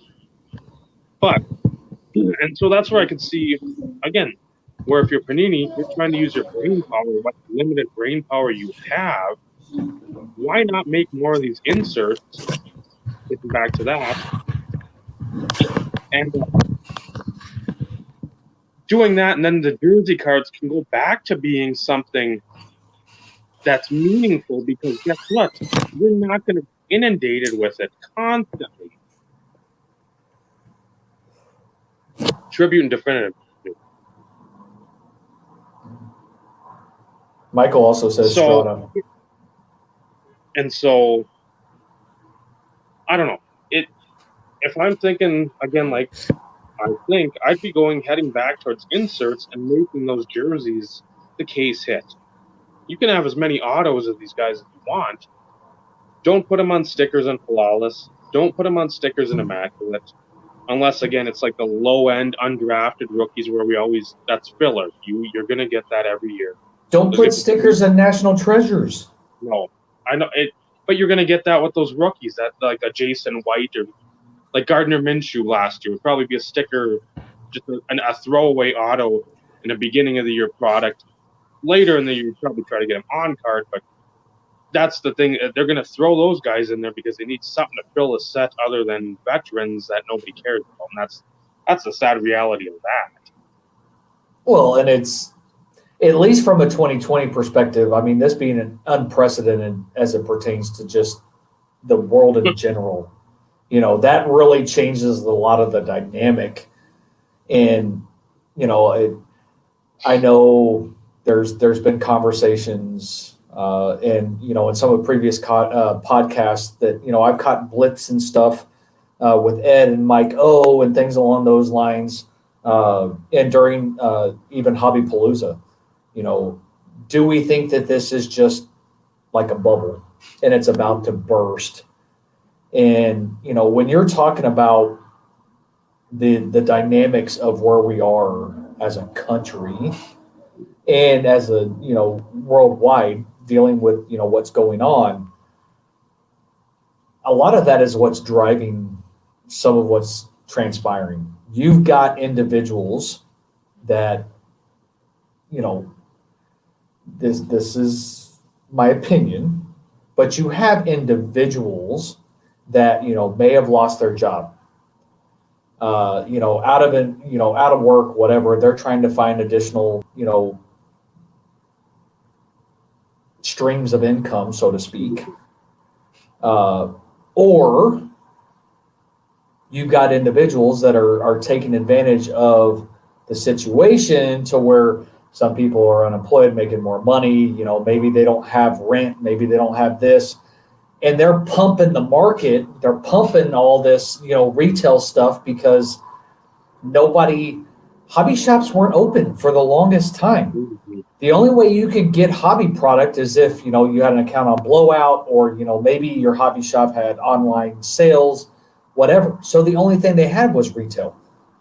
But then when you have people who have substantial amounts of money who can, and I'm not faulting these people by any stretch of the imagination. Hey, if you found a niche and you're able to, make some bank, I'm not faulting these people. I get it. But at the same time, when you have so many people potentially looking at this as like a revenue stream and things along those, it becomes a detriment to the hobby. It takes away from those of us who were here on this, having this conversation. It takes away from people like us who do this for the fun of it. It is a hobby. We do this because we enjoy it. And when you can't go and buy a box of 2020 Topps Chrome baseball retail for, less than $75, $100, whatever, I mean, to me, we got problems here. And from a collector perspective, and as a past set collector, I'm hoping that something does in fact somewhat change, because listening to Ed sometimes have talk about some of his older pack pulls, some of his chases, and it's like, man, spending X number of dollars on 2015 Topps, whatever it is. I really think this is all having to do with the current situation that we're in. Basketball is a whole different subject. I'm not even going to go there. But, when you have, I understand what drove basketball. You have, Zion, and, it goes back to the LeBron years, that's like the big hype type thing. LeBron was the big hype in 2003. Zion is, transcended of that same time type situation and that thought process of, what's driving a lot of that product. But what's interesting is, and this is one thing why I still love collecting football, because it's not as expensive. At some point, the basketball and the baseball insert type 90s thing is going to hit football as a whole, not just certain iconic cards. As a whole, it's going to hit football. And you've already told me, it's starting to kind of hit hockey more so than what it is even from a football perspective. And I think it's just we got a lot of hype men that are out there right now, just hyping stuff that if you had any sense, if you have been in this hobby for even 4 or 5 years, you would know it's just on a plate of BS. It's like Trey Young Prism rookies PSA 10. What are they going for? That's got to be 400, 500 maybe. And that's a base rookie. A base I don't rookie. know. I don't pay attention. Oh, I think when you can get probably a Merino, and again, I'm sure PSA 10 because it's an off-center card, you're still going to be paying a ton. I know my brother showed me, I think, in some sort of Facebook post, what is the marketplace back last year sometime. I think mid-year, summertime. It was like a PSA 10 Merino for like 1,800. And I thought, or 1,200, 1,800, somewhere in there. I thought that was a pretty decent deal because that's a very off-center card. And you don't see them that often. I'm sure that thing now is probably doubled. All the key stuff is probably doubled. But the people that are doing this new stuff, that's the stuff that I just don't get. Yeah, it's the shift in the ultra modern of what PSA is slating as ultra modern, which I find it interesting that they've cornered the market. So Ed, this is a question for you. I know PSA has the whole ultra modern, which is an increased price for grading than modern and or going back further. Is SGC also doing that you know of? And do you know if Beckett is doing that now? What I see too I know it's for Ed, but I think on one of Mike O's videos, he had something about upcharges now too for like the big cards. And he said he was sent something in January, and they upcharged him even though he just got it back recently. Oh, if it's over a certain dollar value, there's an additional added cost to the grading fee? That's my understanding. So I'm like, if you got like a Luca Prism, just a regular base Prism, that was an upcharge. A Zion Prism, that was an upcharge. So everybody's looking for the buck, even the grading companies, but they're not providing anything that's extra. I get that they're backlogged because again, that's what grading. You gotta have that PSA 10.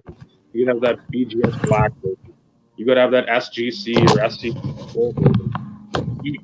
People want that because two things. It's hot. Yeah. And that's what people are getting the most money off of. But also, even if you're a collector like us and you see like, okay, you see that SGC, the PSA 10 Terrell, instead of looking at a raw card and saying, I don't know if I want to grade it, I'd rather spend X amount if you really want that PSA 10 SP just because somebody has graded it and it's already encapsulated and you don't have to pay. Okay, so Ed did respond, and then Snoop even. So SGC is still flat. You know that they're going to follow suit because money's to be made. Yeah, you can't leave money on the table today. Yep. So it was more just from a curiosity perspective because, there's been times I've, sorted through my insert rookie parallel boxes just to peruse, kind of like what you've been doing as of late with your video earlier. Now, mine is nothing compared to that because for the most part, I've gotten rid of a lot of my autos, jerseys and stuff, whether or not I've sold them or I've given them in care packages. And most of the stuff that I had previously, it's all gone in care packages over the years. But, at the same time, there's times in which it's like, man, these look pretty good should I start doing these in the some of these group submissions, because it's one of those in which somebody else gets to deal with all of that. But at the same time, it's like I don't want to say I don't understand the whole grading aspect, because it does preserve stuff. But at the same time, to a certain degree, putting a card in a top loader still preserves it just as much as it does in a case, in a grading case, whether you put it in a top loader, a magnetic, or whatever. It's not like it's sealed, but maybe that's just because I never understood the whole grading aspect early on, because when it first came to fruition, and it came a big deal. I still can remember when TD like freaking just blew up, and my local card shop, this is kind of giving you an idea of the times.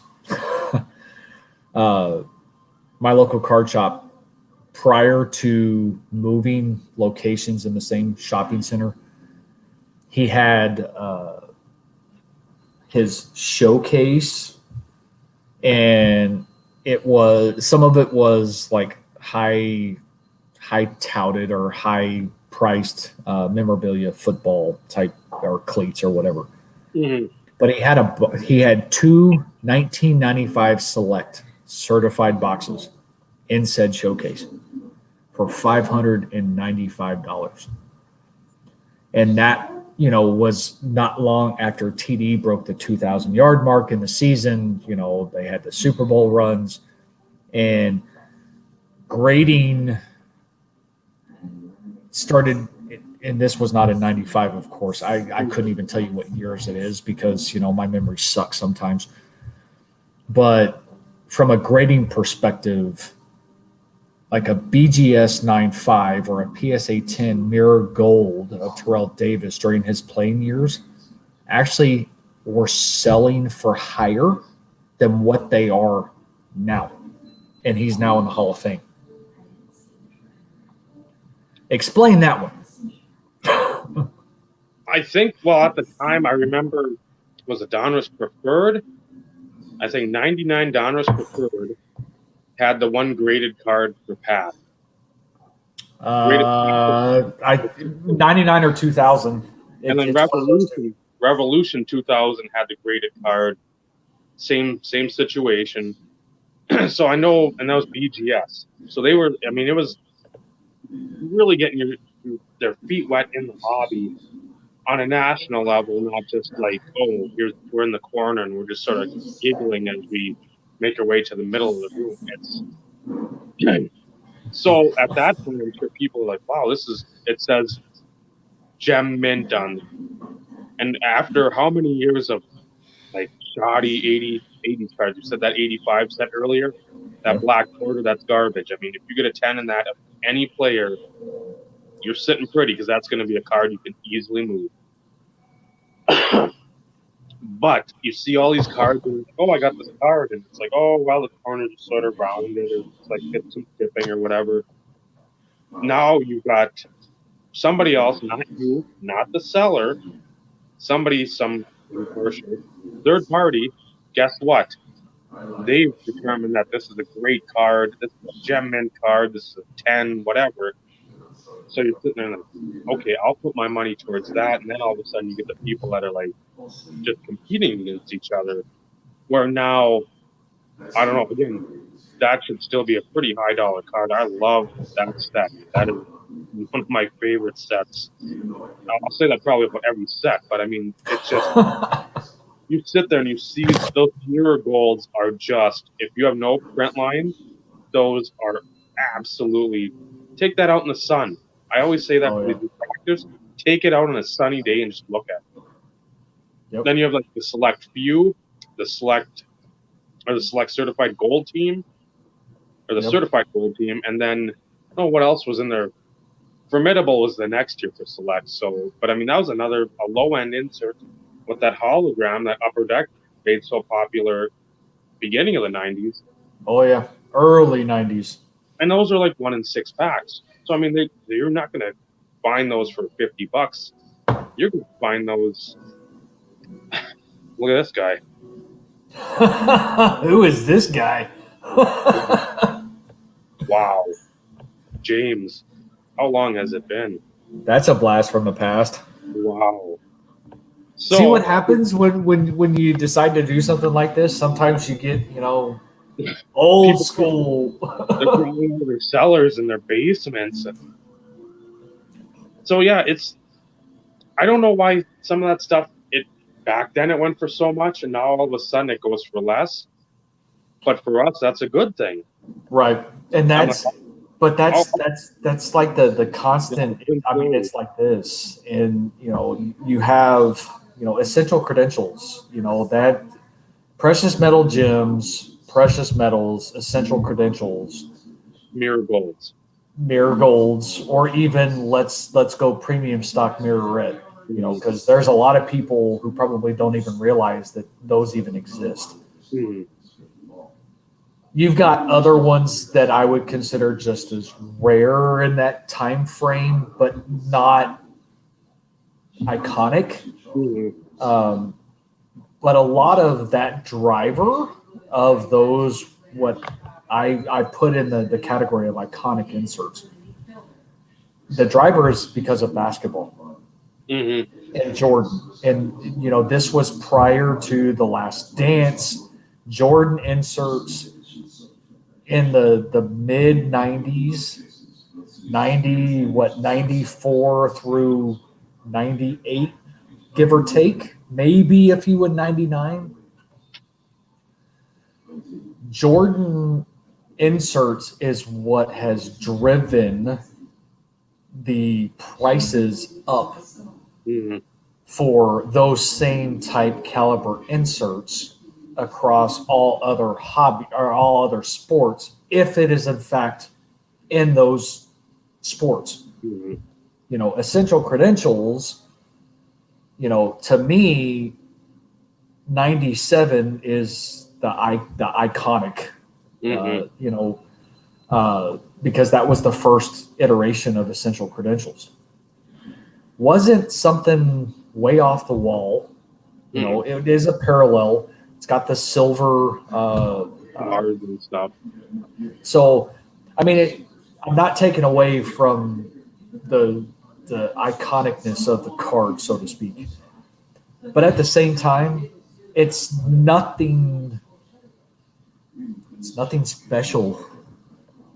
Aesthetically, it's nothing special. But because in that time frame within basketball, and you have Jordan, who, we can argue who's the GOAT and whatever, and we're not going to go into that topic of discussion. But his inserts in that time is ultimately what drives a lot of the prices from, baseball.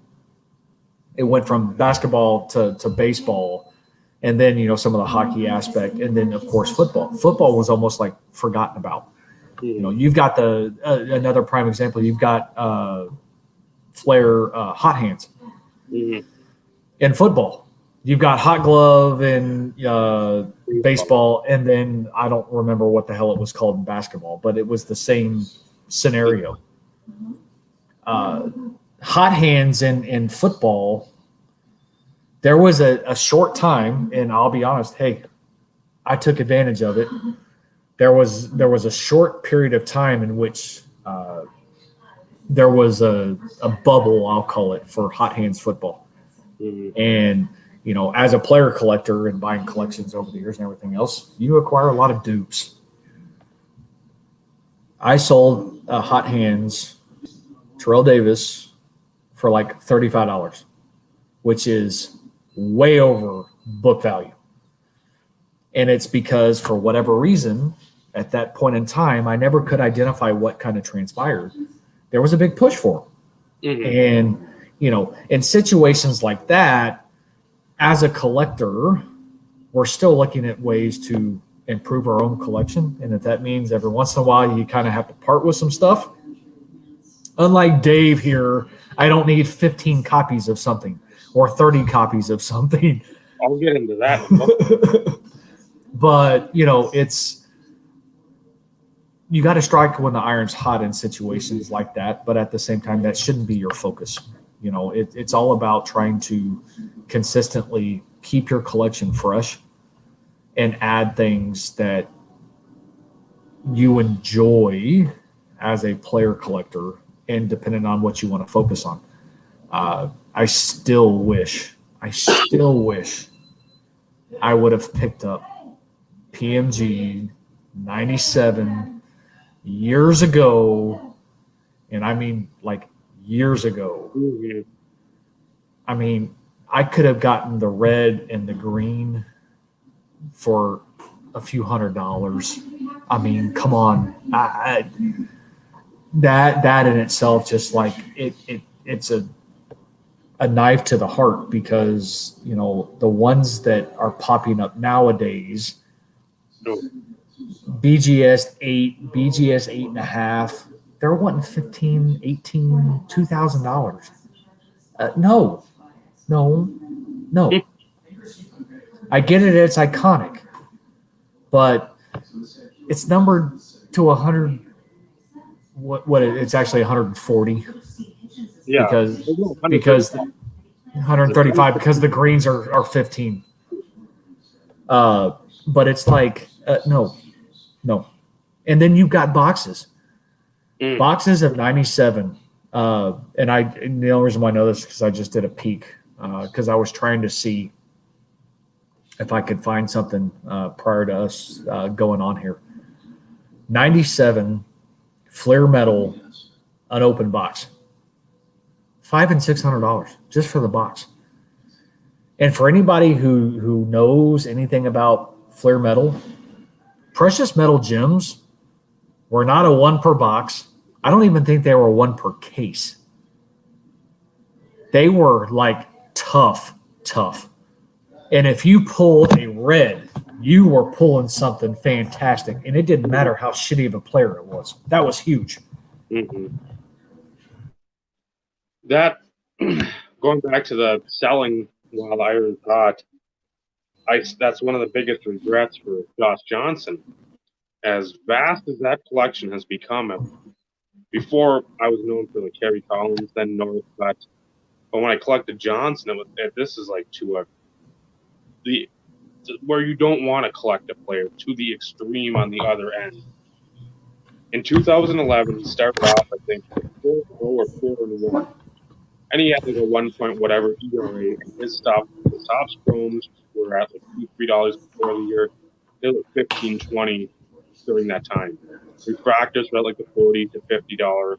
Blacks are pushing 100. I had at the time probably about 15 base, probably about 10 refractors, and probably 4 or 5 blacks. I didn't sell any of them. I could have made an absolute truckload of money, put towards something else, but that was my focus at the time. So regimented. I mean, I'd still pick up the inserts when I could. I'd still pick up the secondary collection when I could or wanted. But I was so just zoned in on Josh Johnson that instead of selling stuff at that time, I was trying to buy. And that's, I look back at that and think, man, I should have paid a ton of money. I could have put it into some Hall of Fame stuff, then paid pennies on the dollar what I'm paying now, picked up other stuff, and I just didn't. And again, I regret it, but at the same time, some of the stuff I'm glad I didn't, because I had some of the red refractors. I think I had 2 or 3 to 25 out of Topps Chrome, and I'm like, ooh, if I would have sold those, that would have been a mint and a half. But again, they don't pop up even 25. Right. So I don't know. It's in this hobby, you're going to have a lot of regrets and a lot of ups and downs, highs and lows. I mean, you're going to have stuff where you said the PMG. I still remember. I've told you this. The 97 Collins Green was on the Beckett buy-sell trade back in 98 or 99. And they wanted $60, $65. Man, that's a lot. And at the time, it was because nobody nobody fully understood the scarcity, Mm-hmm. regardless if it was red or green, because not everybody bothered to look at the back of the packs to No. see, what the ratio was for some of those. And even if it was one a case, like I said, I haven't gone and looked, but even if it was one a case, that was still a crap ton of money Mm-hmm. because, 12 box, 15, shit, I don't know exactly what the case count was because, a lot of things kind of changed during that time frame.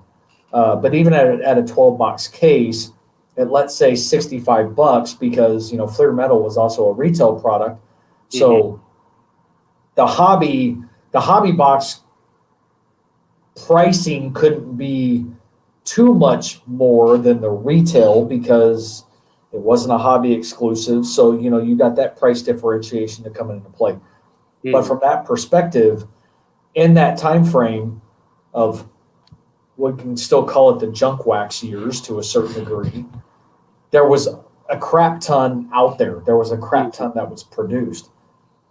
So, which is why I still lean towards the fact that I don't think that was even a one per case pull, because if that were the case, you would see a larger number On the secondary market. on the secondary market being sold.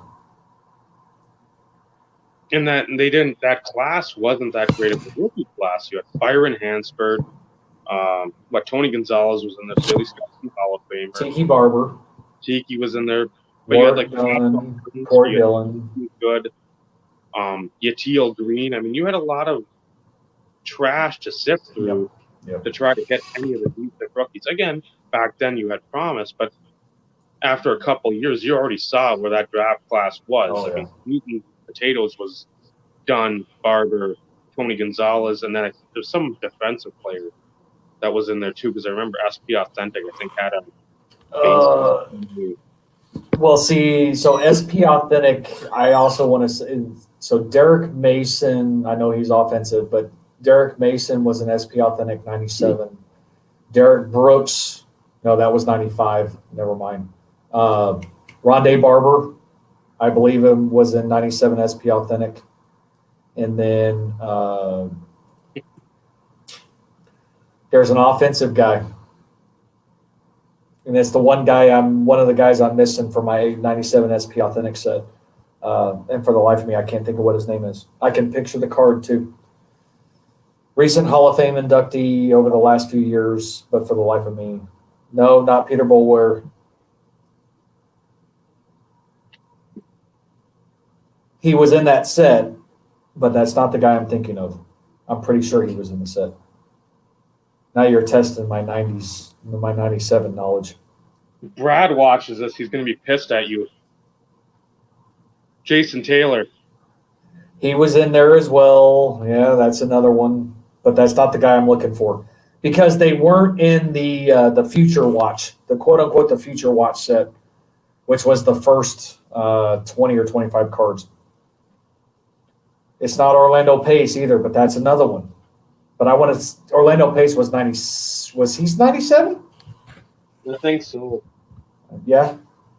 I'm trying to think back. I'm trying to visually. You had Pace, Daryl Russell, Sean Springs, Boulware, Walter Jones, Hilliard. Walter Jones. That's the guy I was thinking of. I mean, you had some players like Antoine Smith back then. He was somebody that was big. Because again, at the time, Thurman Thomas was getting near the end for him. They were trying to push him out because that whole team was starting to get way too old. So again, you had players then, but you didn't have that strong rookie class like 95. 96 was buoyed by all those wide receivers. Yep, Keyshawn, Marvin.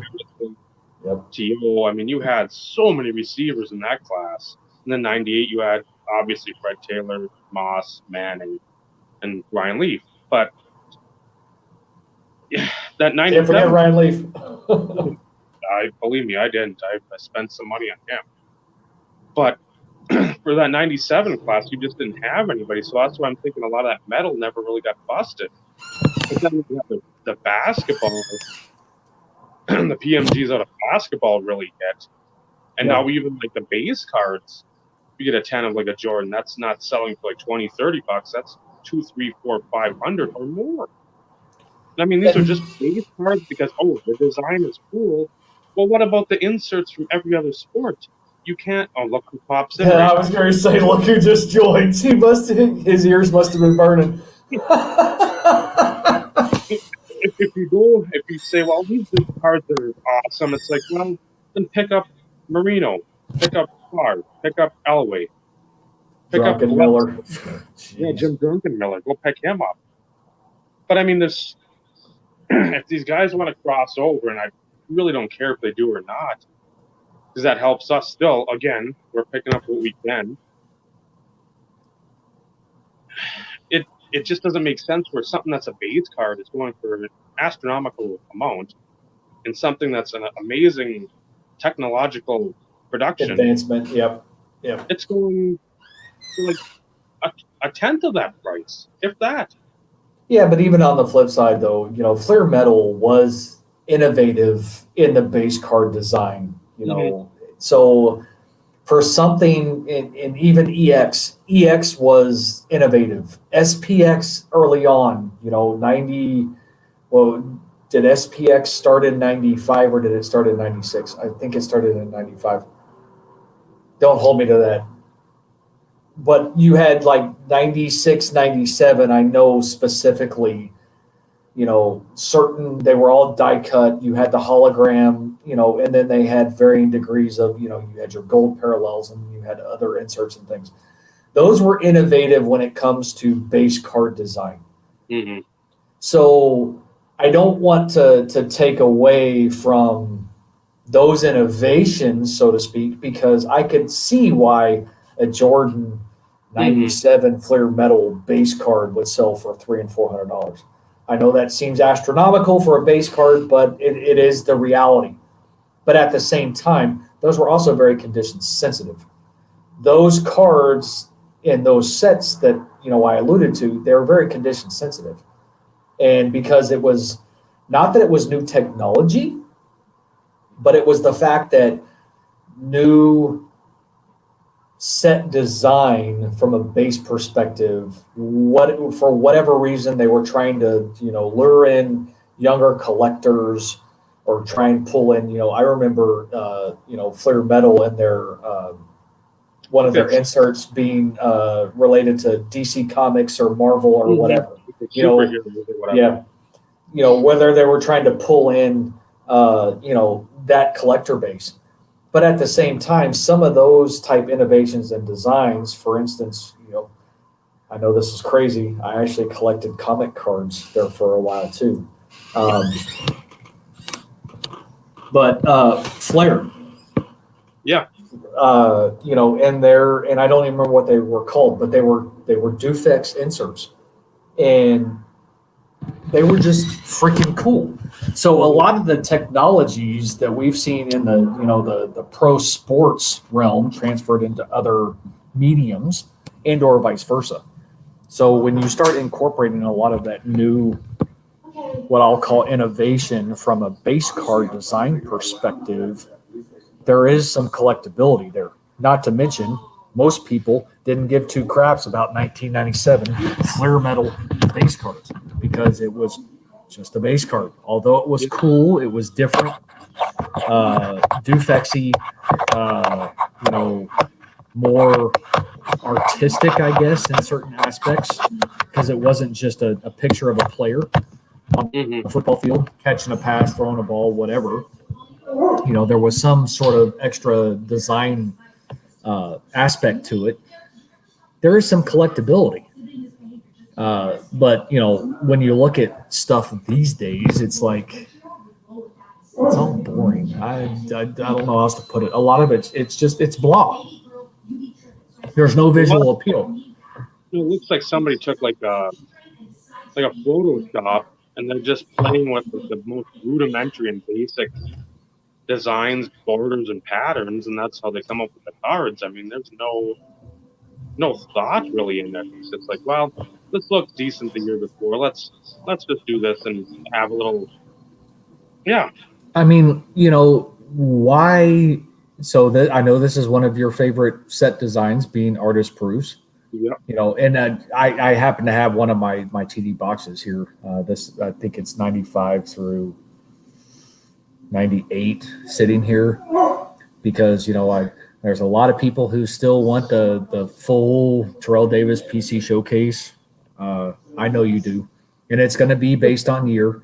But you look at something like this, and they're reusing a lot of this nowadays. But I mean, these aren't tough pulls. They're not. But at the same time, it's the as you keep alluding to, it's the eye appeal, aesthetically pleasing to the eye. Mm-hmm. And that right now is what a lot of stuff is lacking these days. And then I'll take it a step further. This is the 101. I mean, Yeah. it And just rip that off with like what some of their prism. I don't even know what they'd be like the ones that are supposedly numbered to 20, but they aren't numbered. Like whatever. right. Oh, like the sparkle prism or Mhm. something like that. So it's like, again, everything repeats itself. It's just how well is it being done, and it's not being done very well. I mean, just imagine like they ever come up with the concept. I hope I get the money for it. Imagine like a Panini Prism basketball that you don't have to play technical. Like the top did it like 1 year with the clear one. Upper deck top did it the half space or the clear cut or whatever it be. Imagine Panini Prism does that. Somehow intertwines acetate. Then you start thinking, okay, maybe they do a little bit, but it probably won't be. It's about money. That's the only objective from our vantage point. I know mine for sure that they're just going to keep pumping until people pump the brakes and buy. Well, and the creative juices, the creative ingenuity is lacking because I'm not saying that I have these great ideas as it pertains to anything insert related or anything along those lines, but at the same time, try and look past what we've had before and come up with something new. I can appreciate a lot of the rehashing of a lot of these 90s inserts, not by name, but maybe somewhat by design or technology based. But come on. This history repeating itself is, and for those of us who have been around long enough, I'm going to say it, I see through the shit. And I have no interest. I have no interest in any of this because they're throwing different names on it. But when you look at it, it's like that's just like an atomic refractor. As I alluded to earlier, the cracked ice thing. That's an atomic refractor. I can look at Skybox Premium because we were talking about that earlier. The primetime rookies, same atomic refractor type card design. It's not cracked ice. Quit giving these things new names because you're trying to, bring in new collectors, whatever you're trying to do. It's very agitating as a player collector because especially for somebody who, all his cards are in the mid 90s. Now I wish he came into the league a few years earlier because I love the whole Upper Deck Pro Bowl inserts back in the day. I would have loved to have had a Terrell Davis Pro Bowl insert. They don't have one because of course he didn't make the Pro Bowl any of the years in which they produced it. some of those that are just, I don't want to call them iconic, but it was innovative at the time. And when you have multiple card manufacturers who kind of create that, you have that healthy competition, it gets those creative juices going to where that's when you start, okay, what's next? What can we do different? What can we improve upon this? Because there's ways in which you can look at historical sales from an eBay perspective, from a secondary market perspective. Let's be realistic. eBay is pretty much a lot of the gauge that we use as collectors as it pertains to street value. Yeah. Book value is kind of like a base point of, okay, yeah, but at the same time, and I know you alluded to it in one of your videos, that something's got to give from a Beckett pricing perspective. For instance, my Terrell Davis precious metals, I'm not going to tell anybody how much I paid for it. Dave knows. But I paid more, 2 times more. Actually, it was 2.5 times more than what current book value is of that card on Beckett. And you can't tell me that there's not individuals out there who have some sort of programming knowledge to where they can, since most things are digital these days as it pertains to Beckett, I'm not going to buy a printed Beckett anymore. If I want to purchase online pricing, I'll do that. But you can't tell me that there's not some sort of API integration, something that can pull data from eBay over an X period of time to update your current book value of cards, because you still have individuals out there that use Beckett as a guide. Hey, Beckett value is, $80. I want $80 worth of trade. Well, bullshit, dude. The card's selling for $5 on eBay. I ain't giving you anywhere close to that. Mm-hmm. But then you also had the adverse of that, of card books for $100, but it's selling for, 200 and something. Mm-hmm. There is no happy medium when it comes to that. And I know that the over book value, I don't want to call it rare. It's starting to be more consistent on certain things. But, if you look at basketball, for instance, that Beckett is way behind the 8 ball as it pertains to pricing. Mm-hmm. Jordan inserts, for instance, or even, let's say, more recent, rest in peace, Kobe Bryant. They probably haven't really updated his 96, 97 rookie cards to reflect what the current market is, because it's book value and you use this as a basis. Well, I'm sorry. His Topps rookie card is selling for over $300. Mm-hmm. And I can, now don't hold me to this, and for anybody who actually has basketball Beckett pricing would probably call me out on this, but I'm almost willing to bet Beckett does not list it for anywhere close to that. No. Just saying. Which is a detriment. If it's supposed to be the price guide, which should be a rough basis of what it sells on the street or what it's valued at on the street, they need to change that philosophy. They need to be looking at it, what is this? What is it actually worth? What is it selling for? That dictates high and low book value. Yeah. Not what they originally thought it would be.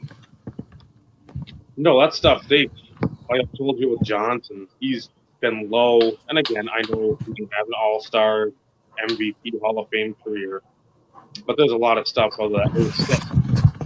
The authentic stuff that's just absolutely mind-numbing, where his prices have dropped.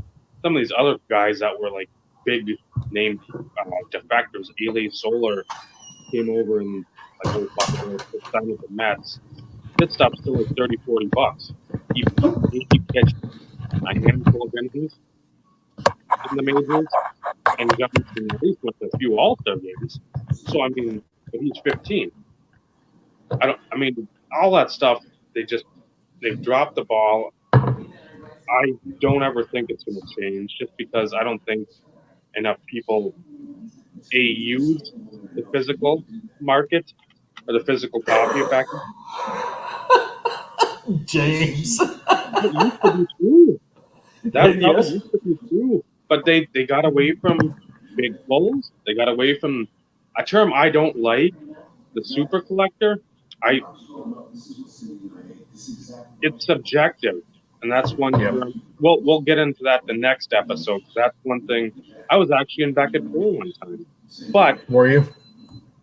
I thought I'll- about submitting at one point in time, but it was like, it's like you said, it's subjective depending on who actually composed those articles from a super collection perspective. What to them ultimately dictates the super collector. Yeah. For you super collect actually. So you super collect one person. Okay, I'm just going to throw this out there. You truly super collect one person. You collect others exclusively, but I wouldn't consider it a super collection. I wouldn't consider it a super collector. Now, as of late, with some of the steals that you've been getting on Bledsoe and some of those type situations, Brodeur, that type of stuff, you're bordering on, having multiple super collections. Take that for what it's worth. But then you have somebody like me who strictly focuses on one player. And having, is it percentage of cards owned that they identify as a super collector, or is it the number of, different cards? Are you looking at it from an autograph perspective? Are you looking at it from a base? Like you said, it's the whole subjective thing. I mean, I have over 2,077 unique Terrell Davis cards. He's got over, I think he's sitting at 3,500 now with all the new releases and stuff along those lines. But, that's nothing to shake a stick at for somebody, who was only in the league for, 7 seasons. That's still a pretty substantial number of cards. But when you look at like Josh Johnson, I'm sure he probably has close to 4,000, my guess, because of when he came out. Look, that's one thing I've never done is looked. I think I've probably got close. It's over 250 one-on-ones, over 1,000 autos, but again, multiples. It's like But still, it's the fact that, that's overwhelming numbers that you're throwing out. And, I've got 33 or 34 one-of-ones. And it's what dictates a super collector to one person is not the same as others. And that's one of the main reasons why I never bothered to submit into Beckett, because at the time in which that was a thing, I was nowhere where I am like today, for instance. And in no way, shape, form, or fashion, I know that there's at least still 2 other people out there outside of myself. They're not on YouTube, anything along those lines, that probably have a more in-depth collection than I do from a base insert parallel perspective. But on the flip side, from an autograph standpoint, there for a while, I think I had that market cornered, because anything and everything that was coming up, it was like, buy enough. yeah. Because at the time, there was the big push for the Hall of Fame. There was always the possibility during those years. And, I could still get stuff cheap. The only time that it was excessive was anything numbered to 2 or less. So, Not that. Oh, I can imagine, James. Uh, but at the same time, during that time span, when I was heavy in the YouTube community and doing a lot of videos, that was my focus. It was all about the autos, the patches, the patch autos, the 101 parallels, and the 101 autos. And when we chatted last in great detail via or via text messages, it was like that those were the years that I regret my focus. Mm-hmm. I had a goal in mind because I didn't realize I had as many as what I did by any stretch of the imagination. But 200 autos to somebody who has 1,000 of their player Mm-hmm. may seem small, but if you look at the overall population of the number of autos that he has, that's substantial. Because I think he's sitting at a little over 300 and something. So, 66%. Now, I haven't done a calculation recently to see, if something's drastically changed. But to have, over 60% of autographs produced up to a certain year, and I'll throw that caveat in there too, up to a certain year, and focusing strictly on anything serial numbered 5 and above. Mm-hmm. I alluded in multiple times in my videos, I considered something obtainable that was serial numbered 5 and above, because anything lower than that, you didn't know if it was ever going to get pulled. No. You just didn't know. And even if it got pulled, there was no guarantee that it would end up on eBay. So in all my calculations over the years, actually, you know what? I'm going to try this. I'm going to see if I can share my screen.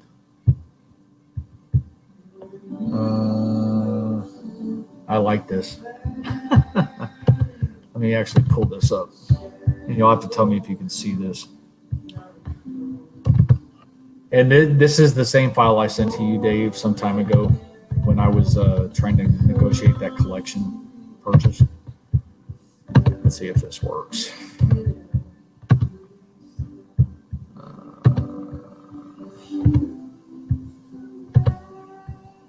So tell me if you can see this. Should be an Excel spreadsheet. No, I still see you. Interesting. Let's see. Huh. It's showing that I'm sharing, but I'm guessing. Oh, here, let me do.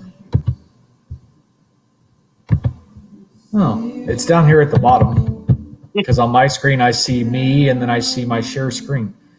All right, we're going to have to play with this at some point. But we'll have to do this next time. We'll have to play with it beforehand. But I was going to show my Excel file that I have for TD, and how I kind of track my stuff, color coding and things along those lines.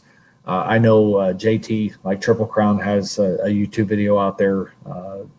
I haven't watched it yet, but I'm thinking it's something similar of a way to track your collection, because at some point, I hate to say this, as much as what I think I remember what I have,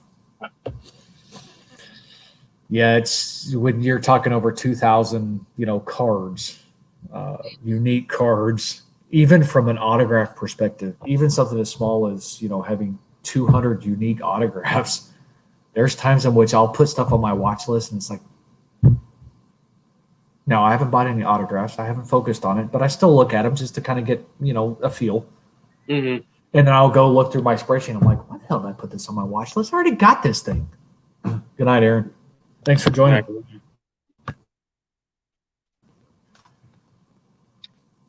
Yeah, we're over 2.5 hours. This will be our last thing for the night, and then we'll jump off and try to do it next week, Tuesday, too. During the week on Wednesday and Saturday before the podcast, I like to watch Sports Cards Live. It's more of a hockey-centric one. But I know Tuesday doesn't seem to be a big day, so that seems to fit in line for both of us, at least right now. I want to ask you. This was the last question, and I know you're gonna throw some shade my way, but your biggest steal, and then the biggest miss you had that you just can't let go of. Because I told the Collins story. I know I'll have more, but I mean there's stuff you just don't forget. Well, and like I said, I can't think of the year, but the being able to purchase the PMG red and green as a lot, probably damn near close to 10 years ago, for a couple $100. That still haunts me to this day, especially knowing that a BGS 8.5 is listed on eBay right now, and it's like $1,800 or some god awful amount of money. So that still resonates with me. There's been a few other ones, from an autograph perspective that, it's like either I forgot or outbid, whatever. I always considered myself, when it came to low numbered Terrell Davis stuff, I was the guy to come to, because typically I won a lot of them. My biggest steal that really ended up not being a steal because, and this is recent, like I said, I'm old and sometimes my memory isn't the best. So I'll give you two, and one of them really isn't a steal, but it has to do with the card I texted you on and said, hey, I finally picked up another one, not on my iconic list. Yeah. So I'm going to consider it a steal because the first time I tried to win one, I lost, and it was a lot of money. And the one I picked up recently, it's like almost $30 cheaper. So, and it's a big card to me. And when I get it, and I make a video, you'll see what I'm talking about. So you'll be able to appreciate that one. The other one is it 90? Shit. Is it 99 Donruss Elite? Status? No, status. What's the one? Well, so there's, and I always get these confused. There's status. Do what? Status would be the 30. Okay, it was the status. And this is the one I sent you a text on. This was like the steal of the century for me. That elite status of TD numbered to 30 sold for under $5 and I won it. Under $5. Steal and a half. And the freaking seller ended up shipping the card to the wrong person and he never got it back. So it was the steal of the century that never happened. That's a tough pill to swallow, because again, was that 99 or 2000? I think it was 99. I could probably go pull and double check on eBay, but it's 99, I think. Both the 99 and 2000 are just so nice. That foil. Mine steal would probably be, I was able to trade away that, I've said this before too, all my Troy Edwards stuff back in, I think, 99. It would have been 99, early 2000. So I'd collected him. He was a Steelers wide receiver, first round pick from Louisiana Tech. Kerry Collins at the time was a train wreck. He went to Carolina, got drunk, went to New Orleans, had him for a little time. Then he went to the Giants. So people are thinking he was going to be done. I was able to trade probably about $800 book value, Troy Edwards, to this guy for about $1,500 worth of like a great Kerry Collins collection. That's how I was able to get that Collins stuff, because again, 95, 6, and 7, he was white hot. Oh yeah. At the time, it was like, that's the only way I'm going to be able to get that. So I didn't want to send it away, but at the same time, I'm like, well, you know what? I've got to, because the Troy Edwards stuff, he hasn't really done anything for Pittsburgh. I like Kerry Collins, so I'd rather do that. Right. Miss besides the Collins. I would disagree with that one, by the way, and I'll tell you why here in a second. as And your then, biggest steal. yeah, I'm gonna change spots here. I'm running low on battery, but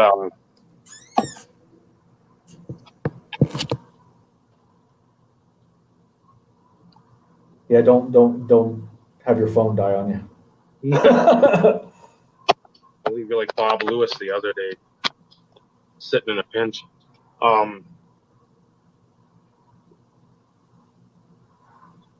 Biggest miss, biggest regret. Call it your biggest miss. Regrets are so hard. Besides the Collins PMG, there's a North Cut. I think it was a Crown Royale, and it says 101 in the back. I don't think it was a 101, but it was the rookie royalty. It was a regular,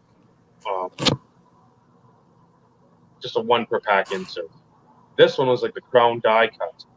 And I want to say it was Okay. 25. They say 101. I don't know.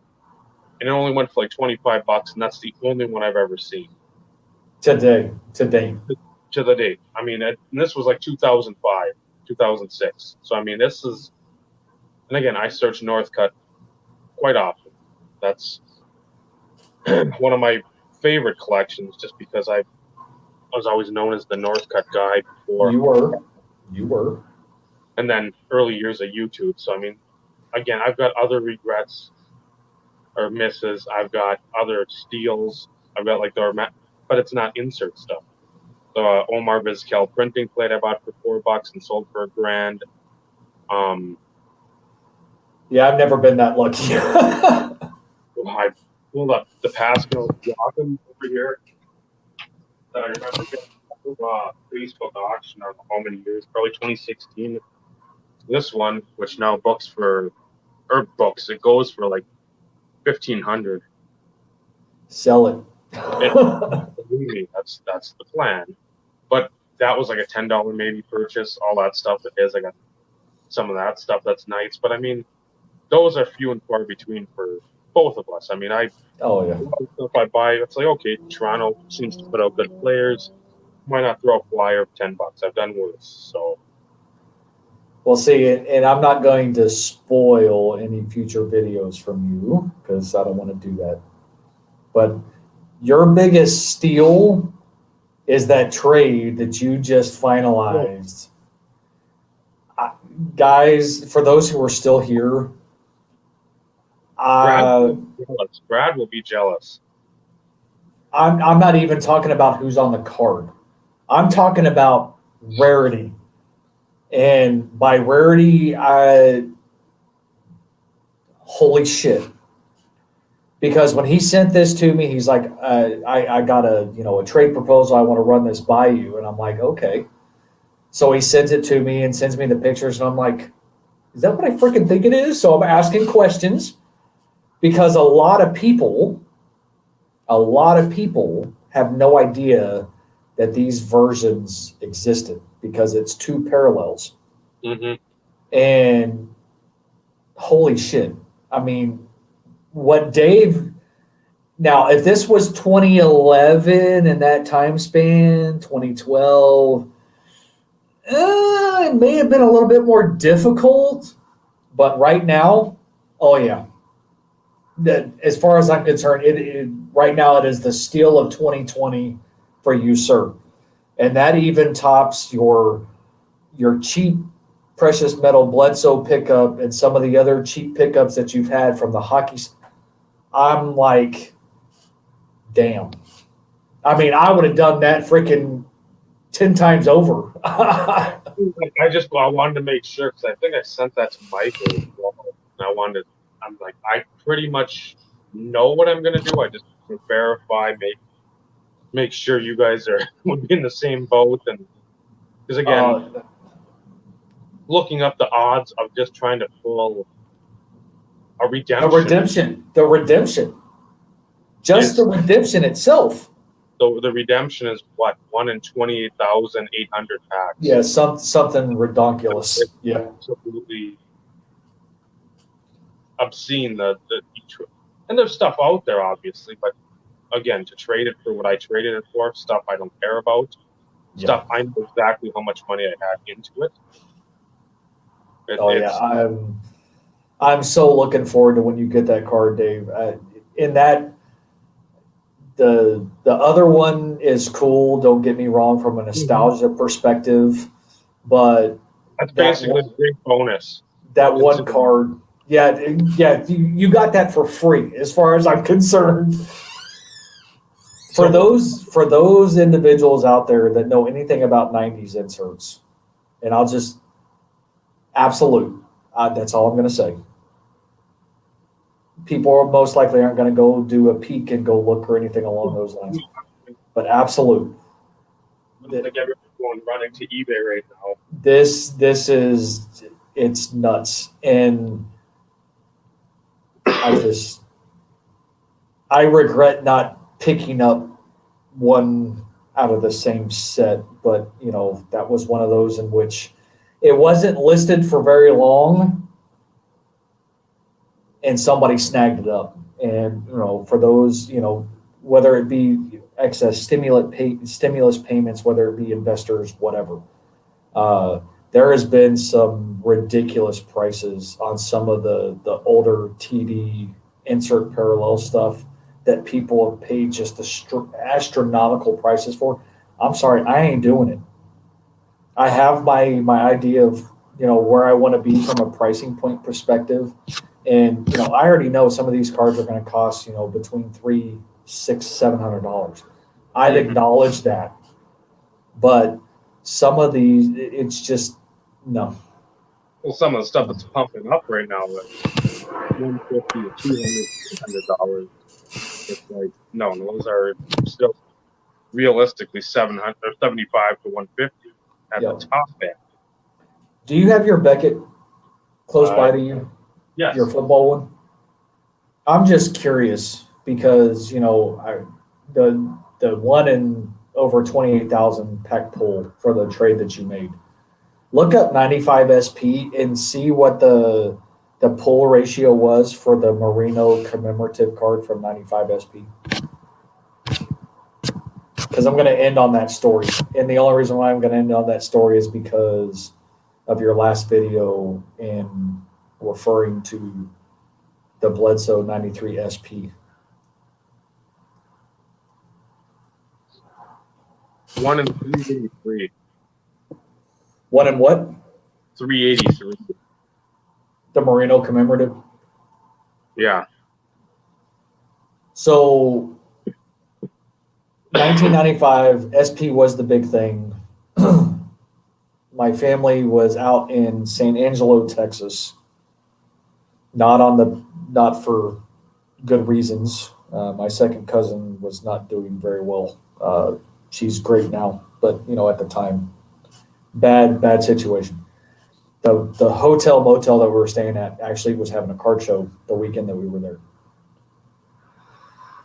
95 SP was the big deal, and people were doing pack wars with 95 SP. I mean, by the pack. And I think at the time they were $4 or $5 a pack, which, isn't cheap by any stretch of the imagination. Then it wasn't cheap. Now that's cheap. Then that really wasn't cheap. But it had the all-pro die cut silver and gold, and then it had the Hollowview, regular Hollowview, the Hollowview die cuts. And of course, that was the big push for those cards. And what the driver was from a pack war perspective. So my grandmother had given me some money or whatever. And I think I bought 5 or 6 packs maybe. And the dealer that I bought it from had pulled the Montana. So it was the Merino and the Montana commemorative cards. And, all you had on the back of the pack was the odds. Mm-hmm. So you didn't know specifically what the value was going to be because 1 in 383 was really high odds, even in 95. Mm-hmm. So I opened the packs and I pulled a Merino. And everybody who had been busting packs through pack wars, a lot of the dealers were like just astonished. They were, holy cow, that's fantastic, blah, blah, blah. What do you want to sell it for? I'm like, this was my highest ratio pack pulled card I'd ever personally pulled. Mm-hmm. So it had a special kind of place initially. So the guy I bought the packs from ended up giving me a display screw down case and everything, and I sat on it for a day. One day. So I went back Sunday. Sunday is usually when the wheeling and dealing comes. People are wanting to get rid of stuff. The dealer remembered me, and I had it with me. Had it in my back pocket. And he's like, dude, I really want that card. I've got the Merino. I really want that card. I want to be able to complete the set for both of them. I'm like, okay, well, what's it worth to you? Mind you, I'm not a big trader, guys. I've never been able to formulate good trades. It's just not been in my DNA, I guess. But I was like, what's it worth to you?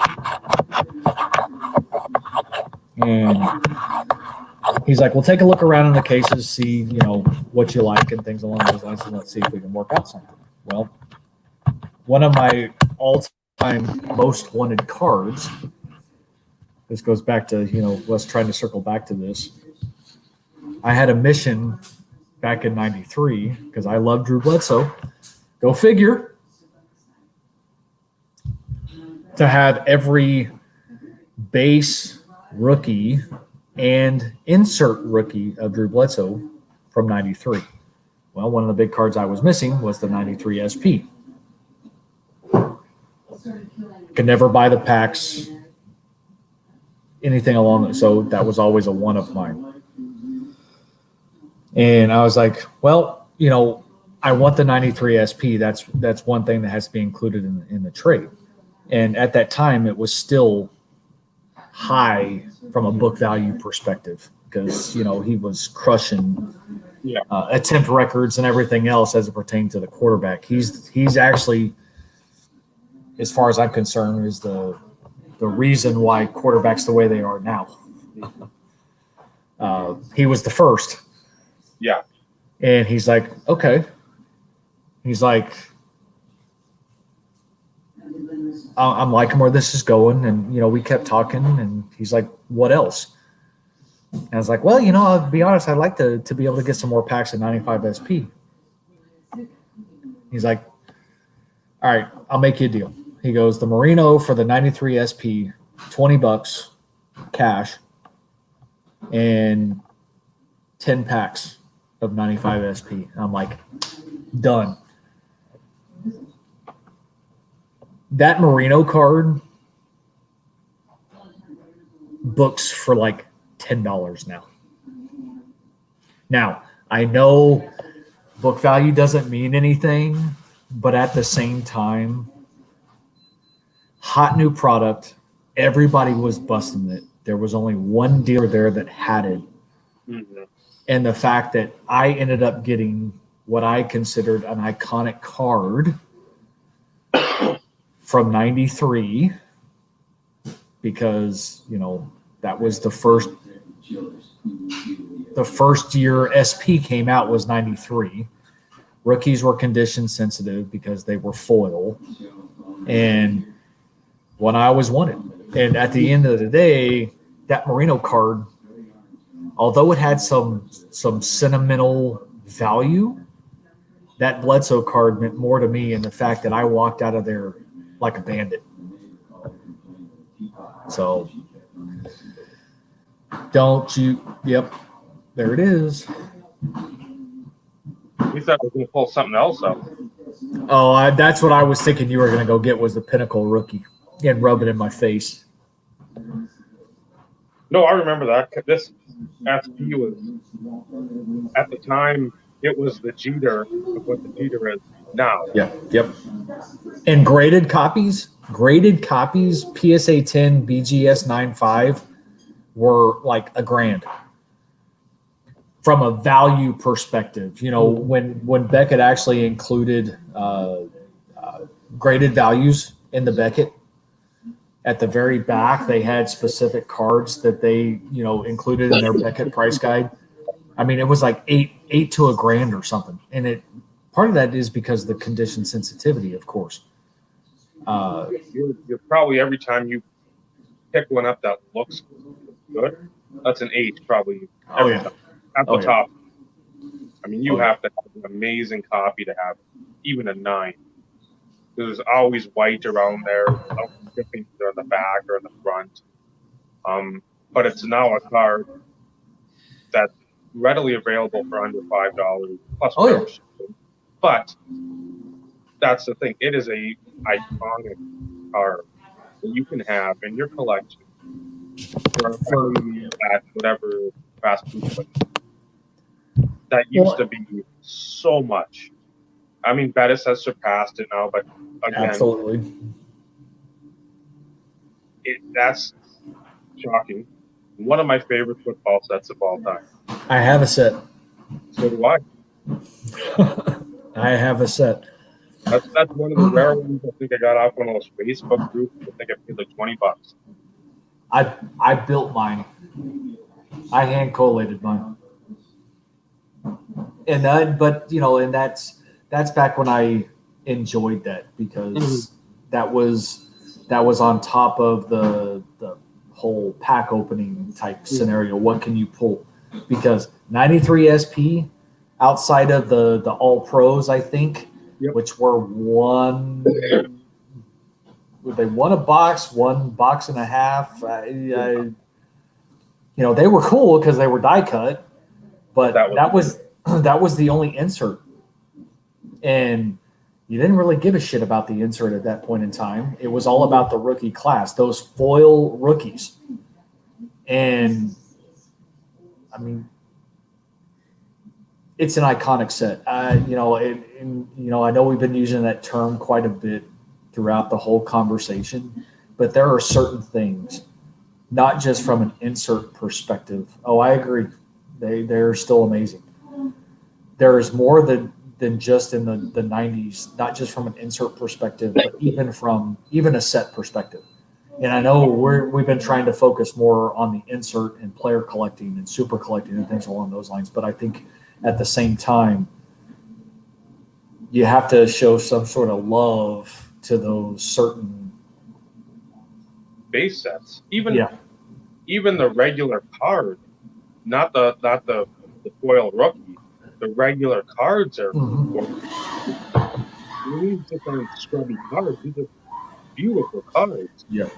Oh, the set photography is fantastic. And that's one thing Upper Deck always seemed to do well with their that and Stadium Club. I was going to say Stadium Club was the next one on my list as far as visual photography. Those are the two that I remember the most being photogenically or photographically appealing, because everything was so good, so clean, so clear, and then it was different. You didn't have the same mundane images that you have in like a top clear. Always was so busy. The design just got in the way of everything. Some of the inserts were great, but the base sets were always. I think the '93 silver.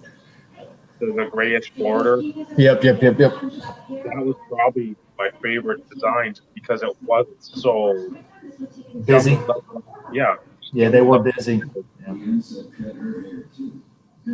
I would agree. OJ McDuffie. I suppose we're at 3 hours, which is what we probably need. We could. It's one of those in which we didn't know how long we could go, and we were kind of thinking it was probably going to be about an hour, but at the same time we got a lot of interaction from those who joined. Not that we had a huge audience, but it was great to have the people that we did. Even when you get people like right now it shows 8 people are watching. It's been up to I think 13, but again, people are commenting and interacting, and that's what helps us too, where we can have like a template or something that we want to go off of. But depending on where people comment or if they got questions or Yep. any of that we can go in a completely different direction, and we're not constrained by time. So again, my videos have always been painfully long. You've had some long videos too. A lot of mine have too. I know a lot of people are like, well, I just want to go an hour and a half. I don't. I could. We've talked on the phone for 5.5, 6 hours. We have. I mean, it's it's like you might as well bump up more of those lengthy videos. Who won, Brad? Well, no, I mean, I had a lot of fun. I didn't know what to expect coming into this, and yellow borders, ugly. That was ugly. I didn't mind. The thing I liked though, on back, I think you had a different picture. You did. Information. That's what is missing from a lot of cards. I like lots of information on a card if you can fit it. If you've got like a Goose Gossage career, which that's like this long. So one of those guys, it's like, okay, you can't fit anything. You can barely fit the copyright on the bottom.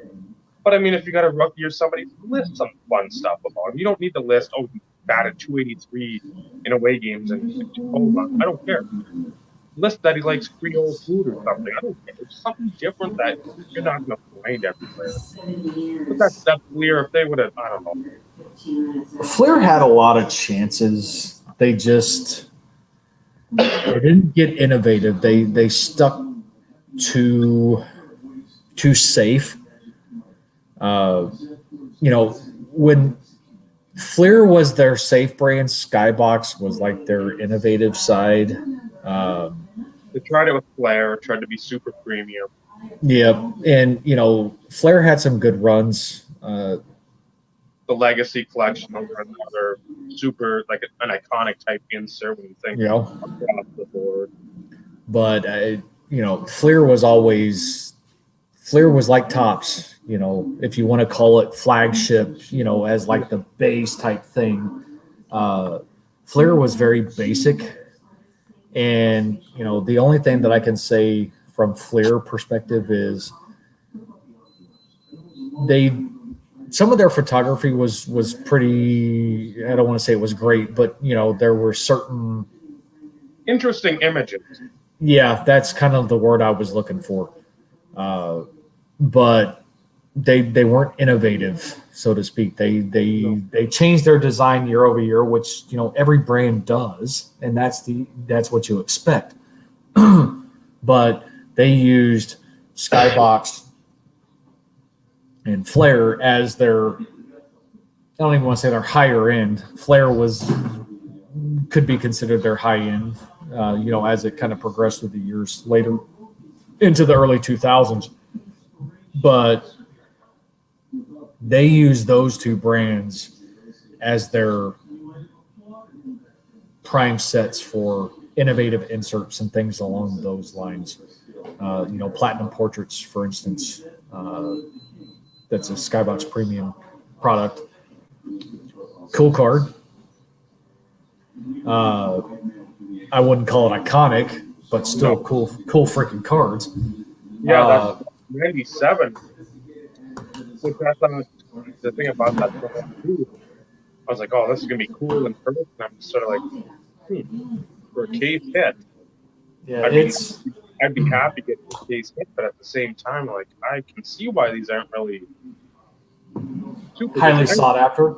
Yeah, I'm just like, Now basketball, on the other hand, they are.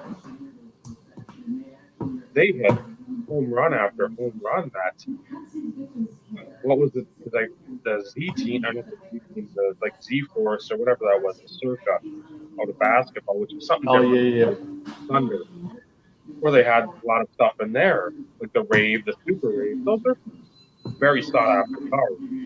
I think Jambalaya was that Skybox, or was that was EX. So I mean, Flair EX. So again, they had some stuff, but again, they never, I don't know, they weren't consistent. That was the thing where it just seemed they always jumped around. Where you had the EX, you had the jambalaya, but you never had it for football. Yep. You had those cool They- EX 1998, the like Pro Bowl tiki die cuts oh that yeah, have been that for, Destination Honolulu. but again, you just never had a balance, that clear brilliance. I wish they would have had more years of that. Those Oh yeah, 24 colors. yeah. That was a beautiful product. Beautiful, and But the again, level of parallels. and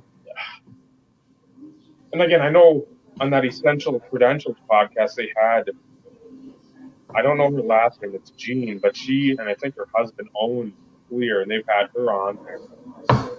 So that's an episode. I'll cross that over. Go watch that for anybody out there that watches this now or later, and then she's got some answers to some of that stuff too. But I know like some of the layering of those cards, you had like 6 different layers of material, and like that's awesome. But why didn't you constantly do it? I mean, you don't need to do it for every set. Have a case insert that's amazing, but have consistency and continuity, and then you wouldn't be out of business mid 2000s. Upper Deck would be buying things. Right. So well, yeah, that's it's always that give and take. Some people they took chances, they do certain things, and sometimes they succeed, sometimes they don't. But at least from a football perspective, and this is where I know you and I can be 100% in agreement. The NFL made a mistake in signing the exclusive with one manufacturer, and how that came to fruition, the world may never know. mm-hmm. But that was a huge detriment to the collector base. And I'm strictly talking football. No offense, guys. I don't give a crap about any of the other sports. I don't care. I don't. I will watch them. I will support my local teams. I'm a sports fan, but as it pertains to collecting, I don't care about the rest. I don't. I did in my early years, but not anymore. But it was a huge detriment, and I hate to say this because, Panini is actually Donruss Leaf Playoff. It is. It's just under a different name because it was purchased as such. But damn, it was a huge detriment to this hobby. And it needs to hurry up and end to where we can start getting some new flavor, because I'll say it, it's garbage. A lot of the stuff that's coming out is garbage, and it's a redo of past stuff. And for those who are new to the hobby, it's great. But for those of us that have been around for as long as what a lot of us have, that are in this room right now, listening to us ramble about this stuff, they're not impressed. No. Because it's tiresome. I don't know if when the contracts run out, I don't know if that's even a possibility now. Because I'm guessing the sports want to have just one company under the canopy, under the umbrella, just so they can go to one person or one group or one company instead of like 10. They said, what, a 5-year deal? Wasn't it a 5-year deal, I thought? Yep. It could be. I'd have to, well, maybe that'll be next week. We'll check in on that. But yeah, I thought it was like a 5-year exclusive. Just instead of dealing with the companies and answering or asking questions of 3 companies, I think you can ask one person at one company. That makes it a lot easier for the NFL. But again, that doesn't make it any better for us collectors at all. That just waters down the market with unimaginative designs and generic relics that cheapening of products that at one point in time were absolutely amazing, putting out products that are overpriced and Garbage. nobody cares. Nobody should care. And I hate to use. I honestly I hate to use that, but if I'm going to spend my hard-earned money on boxes or packs, for instance, not that I do that much anymore, because it's nostalgia. I love it. I've always enjoyed it. I love busting boxes. I love busting cases. I mean, there's nothing better than being a collector and opening boxes and packs. I mean, that there's nothing better. You may disagree because you probably have something specific, but at the same time, it's I love busting wax every so often. I mean, it just brings you back to when you were a kid. absolutely, and that's what I ultimately always go back to is when I was a kid and my grandmother buying me those packs from Albertsons when she went to the grocery store, and buying a crap ton of '93 Flair Ultra and me pulling the all rookie team Drew Bledsoe from a retail pack. I thought I had pulled free. I had won the lottery. Uh, Even in '93, mind you, I was in high school at that time, but it was like, because retail odds were always higher typically, regardless if it was a retail only or a retail hobby type deal. Sometimes the odds were different. I think at that point in time, the odds were different, regardless of where you bought it in retail or hobby. I always had that. Right. But where was I going with this? Busting packs, busting wax, just Oh, if I was going to spend money on trying to relive my younger years in reminiscing,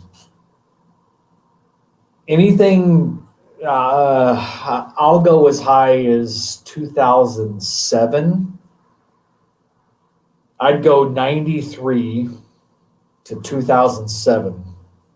I would rather pay higher prices for a box or packs because of a good rookie class than what I would pay for this shit that's being pumped out now.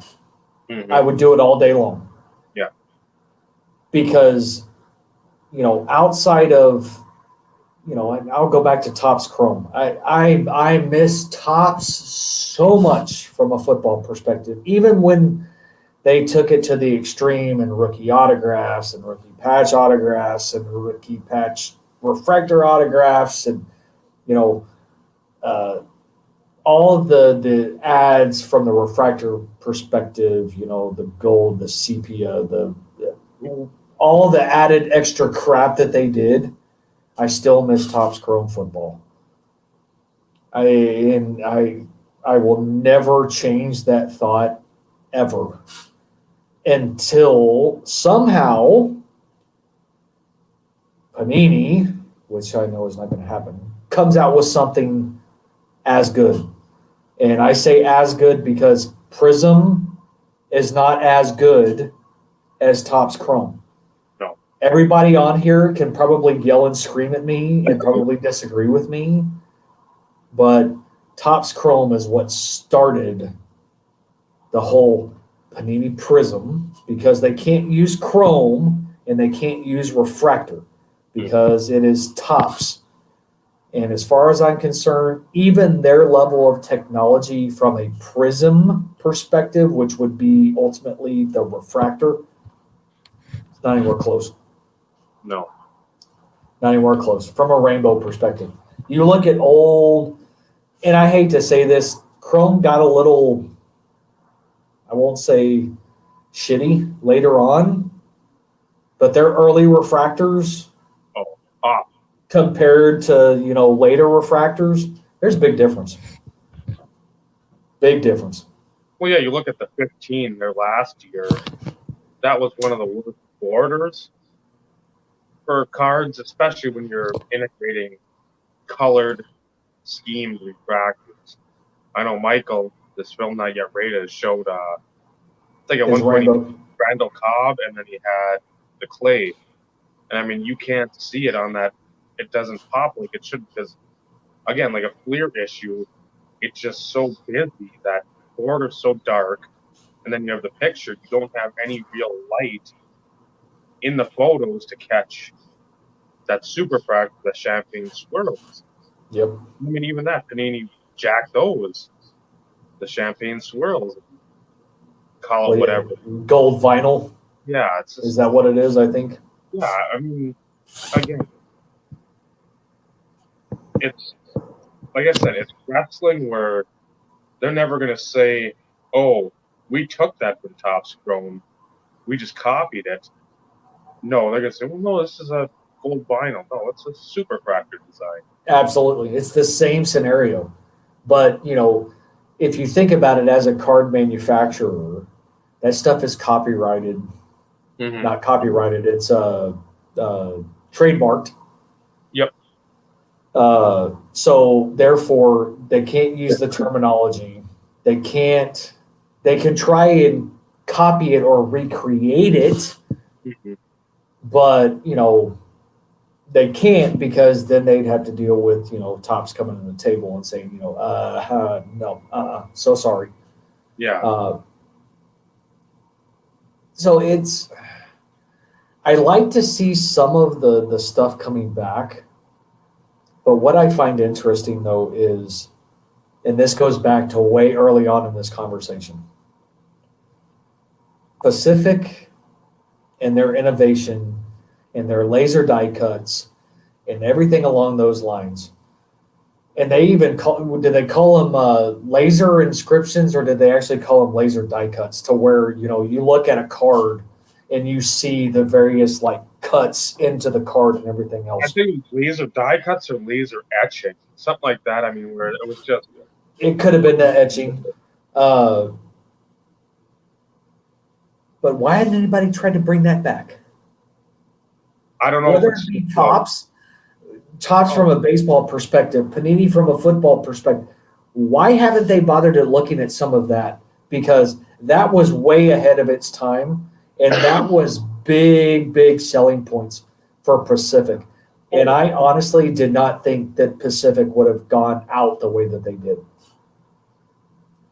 When they had their odds, it was like 1 in 25, 1 in 49, 1 in 181, 361. They had funky odds. But I think it was everything, so they never were on the hook for something being guaranteed per box. Yeah, I mean, it wasn't. It was always you had the chance to get it, but we're not guaranteeing you the chance to get it. The only thing that they guaranteed was their box toppers, mm-hmm. And one or two of the whether it be the silver, platinum blue, but I mean even that was silver, the platinum, the platinum blue hollow foil. So it was just variation mm-hmm. perspective that they were on the hook for per box. But from an insert perspective, what was interesting is I think was it 96 Pacific Revolution came in a big freaking black box. Weird packaging. Weird. But so and Silks was 1 in 37, but there was only 20 packs per box or something. So Silks was 1 in 37. Firestone on football was 1 in 25, like you were alluding to, the funky ratios. But what's interesting is, although those ratios were there, so they weren't quote unquote on the hook, you still pulled those lower pack ratio cards mm-hmm. per box.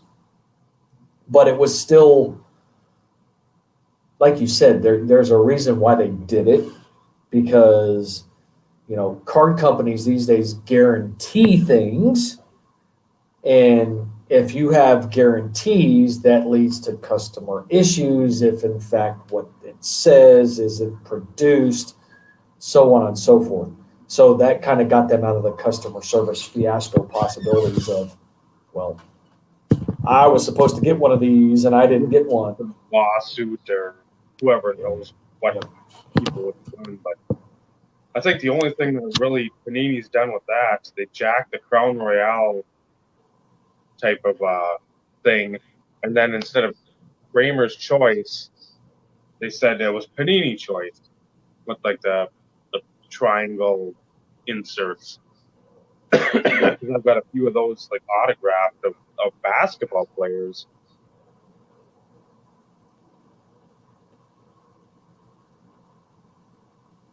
I was reading Uncle Vinny's comment there. But that crosses all sports from a Pacific perspective.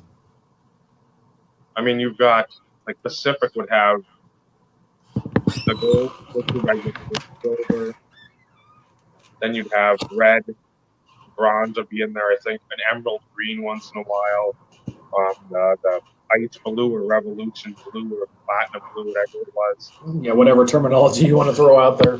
Then premiere date, and then all this. I mean, I love that. You can still can look at the dirt sheet if you find it right.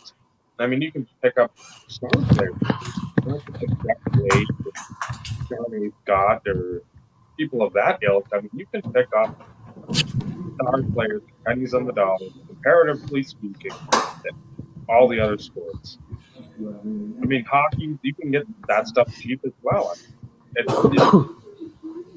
It just depends on how broad Right. your collection and how deep you want to go into the pool. Well, that's no different than this. So this is out of, I believe, 98 Paramount. Kings of the NFL, if I'm not mistaken, is the parallel set, but this is the proof. And Is that the 120? it is the number to 20. You can't see it, but that's where the numbering is. I actually had to go to the Beckett because I'm like, with all the backdoor stuff on certain sets and stuff along those lines, it's like, what the fuck is this? Is this legit? So, there are still things out there because I'd never seen one before. And the guy had two of them. And, the minimum starting bid was, I think, $15, $10, $15, something like that. And I'm like, I've never seen this before. And that's one thing that, I enjoy, even also from a player collector perspective is every once in a while you'll see things and it's like, is this legit? Or I've never seen this before for whatever reason. It's, coming out of the woodwork or whatnot. And that happened to be one of them because I'm like, numbered to 20 from the Pacific years, early Pacific years. I still consider that early Pacific years. To number to 20, that doesn't sound right. This isn't legit. This isn't a real card. This is like a backdoor type, thing. Like with all the collectors, like all the printing or the printing plates from Pacific. Yeah. You've got front and back of every Pacific product there is, including the inserts. But Beckett doesn't acknowledge those as even being in existence. Mm-hmm. So it's like, is this a backdoor thing? Is this kind of like a printing plate type scenario? And I was pleasantly surprised when I ended up going and looking it up. It was like a $60 card. I'm like, yeah, I think I'll put in my bid for $15. That's the thing. What is it? 2017, 18. I'm sure the guy still has copies on eBay. I bought mine. I was gonna say I showed the back of the hockey one and the other podcast I was on for like $10 or whatever it was. And again, the retail price is whatever, 30, 35. If you don't care about stuff that's new, because that market is always still fluctuating. It's right. Just always ebbing and flowing. If you just want to have something that's odd, you get everything's listed. So you want a checklist of your insert, your favorite insert set or whatever. it's there. You don't just have Marino, Favre, and Elway listed, and you have like 7 or 8 cards that are not. You've got everybody listed. So if you're looking for like a Dana Stubblefield insert that you didn't know was out there, you'll find it listed there. And it's just a good thing to have. Pricing, I'm indifferent to it, but knowing the odds of something and then being like, okay, this is a magazine pack. I'm probably not going to find as many as I would a regular retail or hobby store, just because those didn't seem to be readily available. Well, but again, I didn't. Pricing is just it's trivial, and you know, like I said, I know I alluded to that for the 98 Paramount proof I just showed, but you know, at the same time, you know, when you ended up showing them initially, and then you and I started chatting, and you provided me like the seller. I mean, I went and got the same 3 that you did because I did football, baseball, and basketball. It was $35. Mm-hmm. And, you know, not that I've used them extensively, but, you know, at the same time, I have multiple boxes of, you know, older inserts and parallels and rookies from, you know, the early 90s through, you know, the early 2000s. It's more as a way to just dig more into the information aspect, you know, pack pull ratios and, you know, things along those lines, and just like you always say, educate yourself. Yeah. You know, it's much more than just looking at sold items on eBay. Who gives a crap? You know, because that stuff can fluctuate at any given time. You know,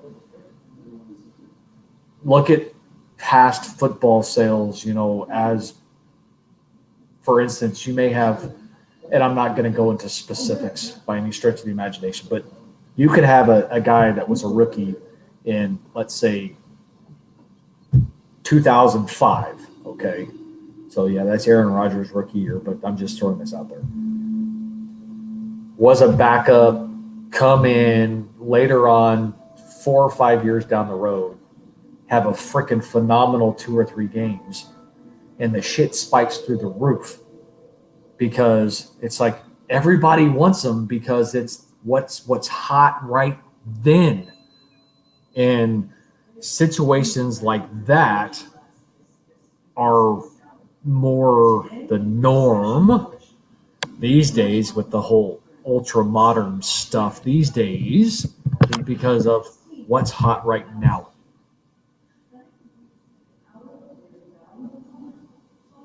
So it's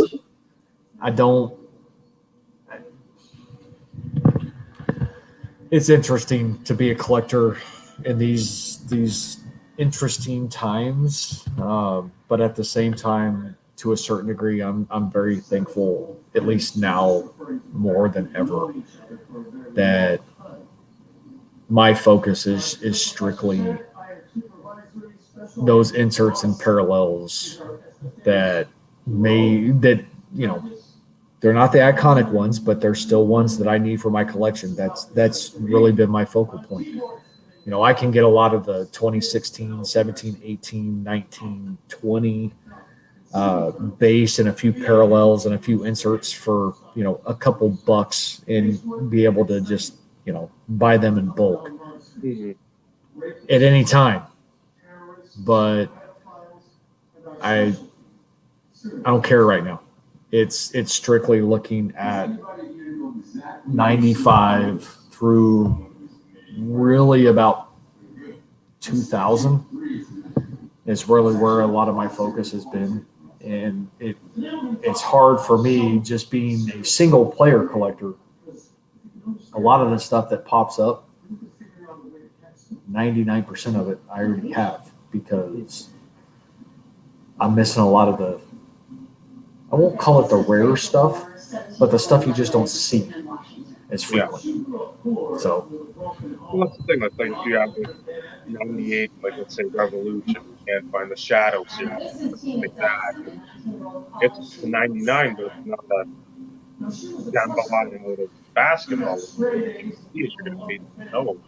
It's just something that nobody's busting because just even at the time it would seem like there's a ton of it out there.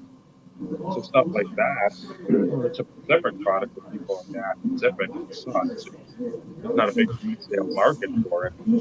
Yeah, you would see upper deck type stuff because well, the Manning sells well, or the Brandy Moss sells well in the 10. It's not like a Paramount or Revolution lot. Manning going $500 if they can. So, Dave, I'm going to ask you this because you being a 90s guy, and I've shown this in a video, and anybody else who's still actually paying attention. So you can see what that says. Mm-hmm. It says wooden.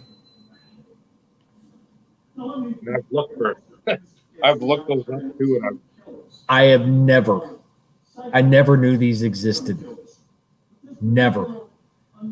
And this is one of those in which I've shown in a video because it was like a buy it now type thing, and I'm like doing my research and everything else. And no, folks, that is not the card number of what's in the set. That is the serial number. That's the card number in the set. That's the serial number. yeah, not everything was always printed on there by machines. I was like, no, this is not. Oh, sorry. My kiddo's watching. Yes. I never could. But I never knew it existed. And it was one of those in which I'm like, is this legit? Is this, am I reading into this as, is this actually like the card number of, 6 of 10, like there's 10 cards in the set. This is card number 6. And then I was, as I was reviewing it and everything along those lines, because this is a 10 card set, which is why I was confused. I'm like, that's pretty freaking cool. Yeah. 97, a card numbered to 10.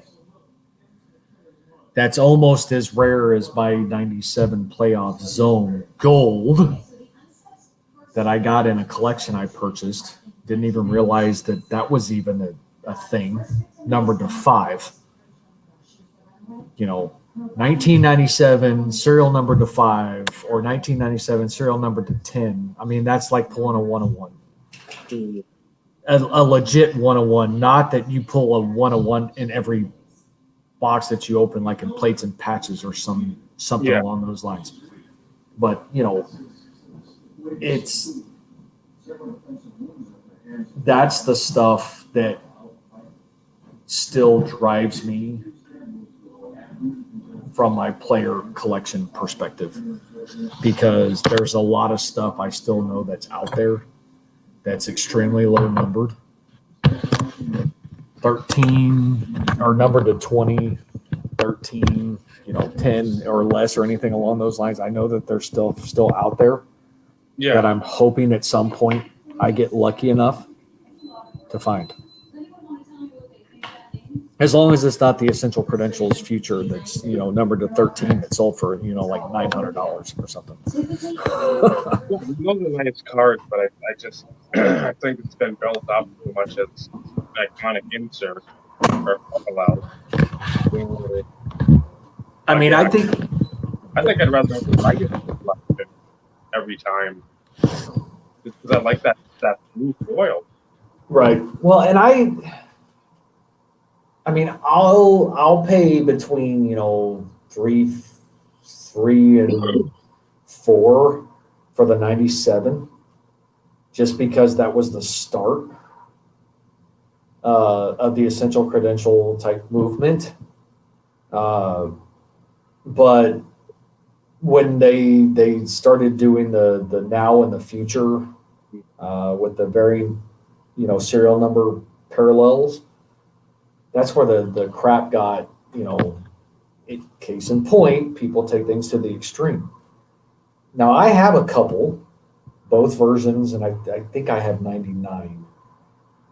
And one of them's to 68, and the other one's to 21, I think. Uh, I think it's 99. But the last one that I saw that was from 98, and it was the future. It was number to 13. It was listed as a buy it now best offer. I think at $8.99, and he even listed it wrong. I think it said 99, but it was actually a 90 from 98. BGS 9, not a terrible grade by any stretch of the imagination for something that old. Somebody like swooped in, and it was gone. I think, to answer Brad's question here, I think if people don't know what they have, I'm finding more often than not, if they're not 100% sure of what they've got, they're pretty sure that it's something, if not, it's super valuable. It's got to be worth something because it just doesn't look like all the other stuff that they've got. When you see like a die cut and it's got like hollow foil or laser, like the Topps stars or Topps laser, like there's type of stuff. It's all that die cuts. Like, oh, that's a pretty cool card. Something. This isn't like all the stuff I'm seeing at Target or Walmart or whatever. This is different. Something different here. So you do see most people know what they've got. Like the Curtis Martin I showed earlier, that The larger than life. that guy didn't have a clue. Well, and on top of that though too, Dave, there are some people who think they have something and they list it as if they have the variation, but yet they don't. Because when you ask them certain questions, they're like, huh? What are you talking about? Yeah. Because even and it's more transparent in like 97, 98 insert parallels that there's only a small change in the card that dictates whether or not it's the base insert or then the parallel insert. And there's a lot of those that even I've seen listed on eBay, and I'm kind of like, it's on my checklist that I don't have it. And then you do your research and you can't find any history on it. It's like, yeah, I'm not willing to take that risk. Mm-hmm. I mean, if it's a couple dollar risk or whatever, you may as well take a shot. If it's something that they've got up to like $25, $30. I'm not Gary Vee. I'm not the charlatans, the influencers that have all that new money. I'm not taking those chances. The one I showed you, the Bledsoe Martin, and numbered to 10 out of the running mates. I was like, I got to President's Reserve. Yeah, President's Reserve. I'm just like, that's something I'm willing to take a chance on because I knew Collective's Edge always did wonky stuff. I mean, there was no rhyme or to anything. So one might be numbered there to 10. The second series is printed on their machine stamped 100. So again, you just that's why that packet is something nice to have, just to educate yourself, even if maybe everything isn't 100% factual. Maybe there's stuff you find and there's discrepancies, but at the same time, I'd rather have this stuff and have It's a good resource. It's a great resource. Yeah, and it's one of those in which if individuals want to dive in to, if they're player collectors, they could be team collectors, whatever. But if somebody wants to dive in and really get a full appreciation of what it was like in the 90s, and then use eBay for pictures and everything along those lines to get an idea of what something looks visually, if you can find it, because there's some stuff that you may not be able to find because of the rarity, and they just don't pop up. But at the same time, it's there as a guide. It's there as a resource to give somebody the information to make certain decisions if they choose to purchase something, pass, whatever. Because in the 90s, although, that was the start of, the big insert push, I know, and even there's still a lot of things in which we have to re-educate ourselves on or re-investigate, because although those were prime years, and during that time we may have known a lot, whether it be conversing in boards or your local card shop, if you had that type of relationship or things along those lines. At that point in time, you had information real time, so to speak, because of those interactions. But as times progress and as we get older and more senile, we have a tendency to forget a lot of that stuff. And,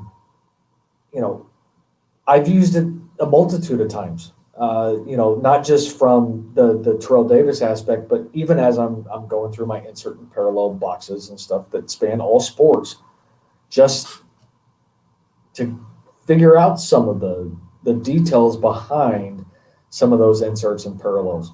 For all I know, I could be sitting on, a small gold mine, so to speak, but I have no interest in getting rid of some of that stuff because it is nostalgia. It's some of the stuff, that I grew up opening and cracking, or, back when I did my box openings there for a while when I was selling, the stuff for the card shop. Mm-hmm. I have 10 or 12 5,000 count boxes full of base cards. Now, it's not ultra modern stuff, but I'm sure that there is stuff in there because as a breaker, unless somebody told me they wanted certain base cards out of their box, they went into a 5,000 count box. Yeah. But, I don't do this for the quick buck. You don't do this for the quick buck. This is, like we always go to, this is a hobby. This is what we enjoy. But at the same time, this is long-term. This is long-term investments. And when you have opportunities that you did the other day, this is where that long-term investment mentality comes into play, because opportunities like you got to experience, and I can't wait for you to get them. Don't come up very often. And even the person knew roughly from a value perspective. And I'm willing to bet you he used that eBay listing that I sent you. Yep. As their point of reference, because I'm pretty sure that's been the only one that has been sold in quite some time. So that's what he was using his basis on. So I saw that. I was like, I don't know about that. Because again, I remember those. And that was one thing. I'm like, I know there was some sort of redemption there. yep. I don't know exactly what it was. Because again, Playoff had a bunch of that stuff scattered all throughout. Those pennants were goofy. There was leather stuff that was goofy. There's just everything was goofy in Playoff in that year. Oh yeah. And that I'm like, okay, that afterward, I will do a deep dive. But I'm like, when I shot you and Michael that text, I'm like, what do you think of this deal? This is correct, Joey. Again, the thing though, a lot of people just come in, they want to make money. And that's obviously not what anybody that's watched here has done. I'm not going to speak for Steve, but at the same time, I don't think those are the people who really build anything with. No. There and flip. I mean, that's great, but again, you're not in this hobby. So the reasons we're in it, a lot of you guys are, yeah. I'm not in this to make $1 million. No. And in order for you to make $1 million, you probably have to be worth a few million. And to be honest, as much as I enjoy collecting and everything along those lines, That's too much. That's too much of a risk. To me, it's almost worse than playing the stock market in certain instances because, excuse me, all it takes is one situation. You invest, let's say, $10,000 in Aaron Judge, for instance, and then he freaking blows out an ACL running around second base, and he's out for a season, and he doesn't come back to form. That you just lost 10 grand. I mean, he could still put up good numbers, but when you're out for an extended period, it's no different with football or basketball or hockey. It's the same scenario. Yeah. But when you have too much of a focus and you put too much into one thing that what I would consider who's still not proven, being in the league for 2 and 3 years, Trout's the exception. I'll give Trout all the credit in the world. Trout's the exception. Hands down, he is the exception. But when you have somebody who's only been in the league for 2, 3, 4 years, and he's tearing it up and everything else, what happens when he has one bad season? What happens if, like I said, he blows out an ACL? Trout being the exception, you look at all these other guys, and even from a prospecting perspective, these guys have never stepped foot on a freaking baseball field, and their base cards are selling for hundreds of dollars. Huh? You haven't proven yourself. And just because you're a Yankee? Yeah. What? And some of those parallels selling for tens of thousands of dollars. You see that more in baseball from a prospecting perspective because a lot of the rookies in basketball, because it's a lottery, you just don't know. But there's less risk, at least in basketball, for instance, at least in my opinion, than what there is in baseball. You're going to spend hundreds of dollars on banking that maybe somebody's going to become something. Yeah, if you're dropping thousands on basic maintenance right now, you better Why? know he is the next. I won't even say Mantle because Mantle stats, other than the home runs, they're good. But I mean, comparatively, if he's not the next Ted Williams, you're losing money at the price. It's not even feasible to think that these prices now are going to be sustainable. Because again, everybody just imagine. Yeah, you said ACL. What if Patrick Mahomes ACL, Lamar Jackson ACL? You're going to have people that are new money charlatans that have come in. They are going to dump so quickly and get out and go back to the horse races, go back to the casinos, go back to NFL betting. They're going to get out of the hobby immediately because they can't continuously make a dollar. But on the flip side, you're banking on somebody from a prospect perspective that may not even hit the freaking major league ranks for years. Mm-hmm. Years. And you're hoping that somehow, shape, form, or fashion, even when he gets there, he's worth a damn. I'm sorry. Double A, triple A, it is nothing compared to the major leagues. And just because you put up astronomical numbers in Double A or Triple A does not mean you're going to amount to a ball of crap when you hit the majors. And then you also have the chance of it being Jordano Ventura or the Oscar Tavares for St. Louis. They'll go off in a car crash and die. So now you're left with what? Something that will never increase in value because you dumped so much into it. Now they had a choice. Because again, it's something you can't control. You can't control the players and what they do off the field. And now, more than ever, not even the 2020 year of uncertainty, but just social media. You have everybody with a camera phone, big money contracts. You put millions of dollars in kids that are 18, 19 years old. You don't know what they're going to do, especially when you're coming from meager means. Absolutely. Well, not to deter you, Ed, but I'd rather pay that kind of money on that. I'm just saying. But that's me. Or That's me. pay half that. Shut up, Dave. On that. As I said, you ought to be arrested for stealing it for that price. But I suppose we're going to end there.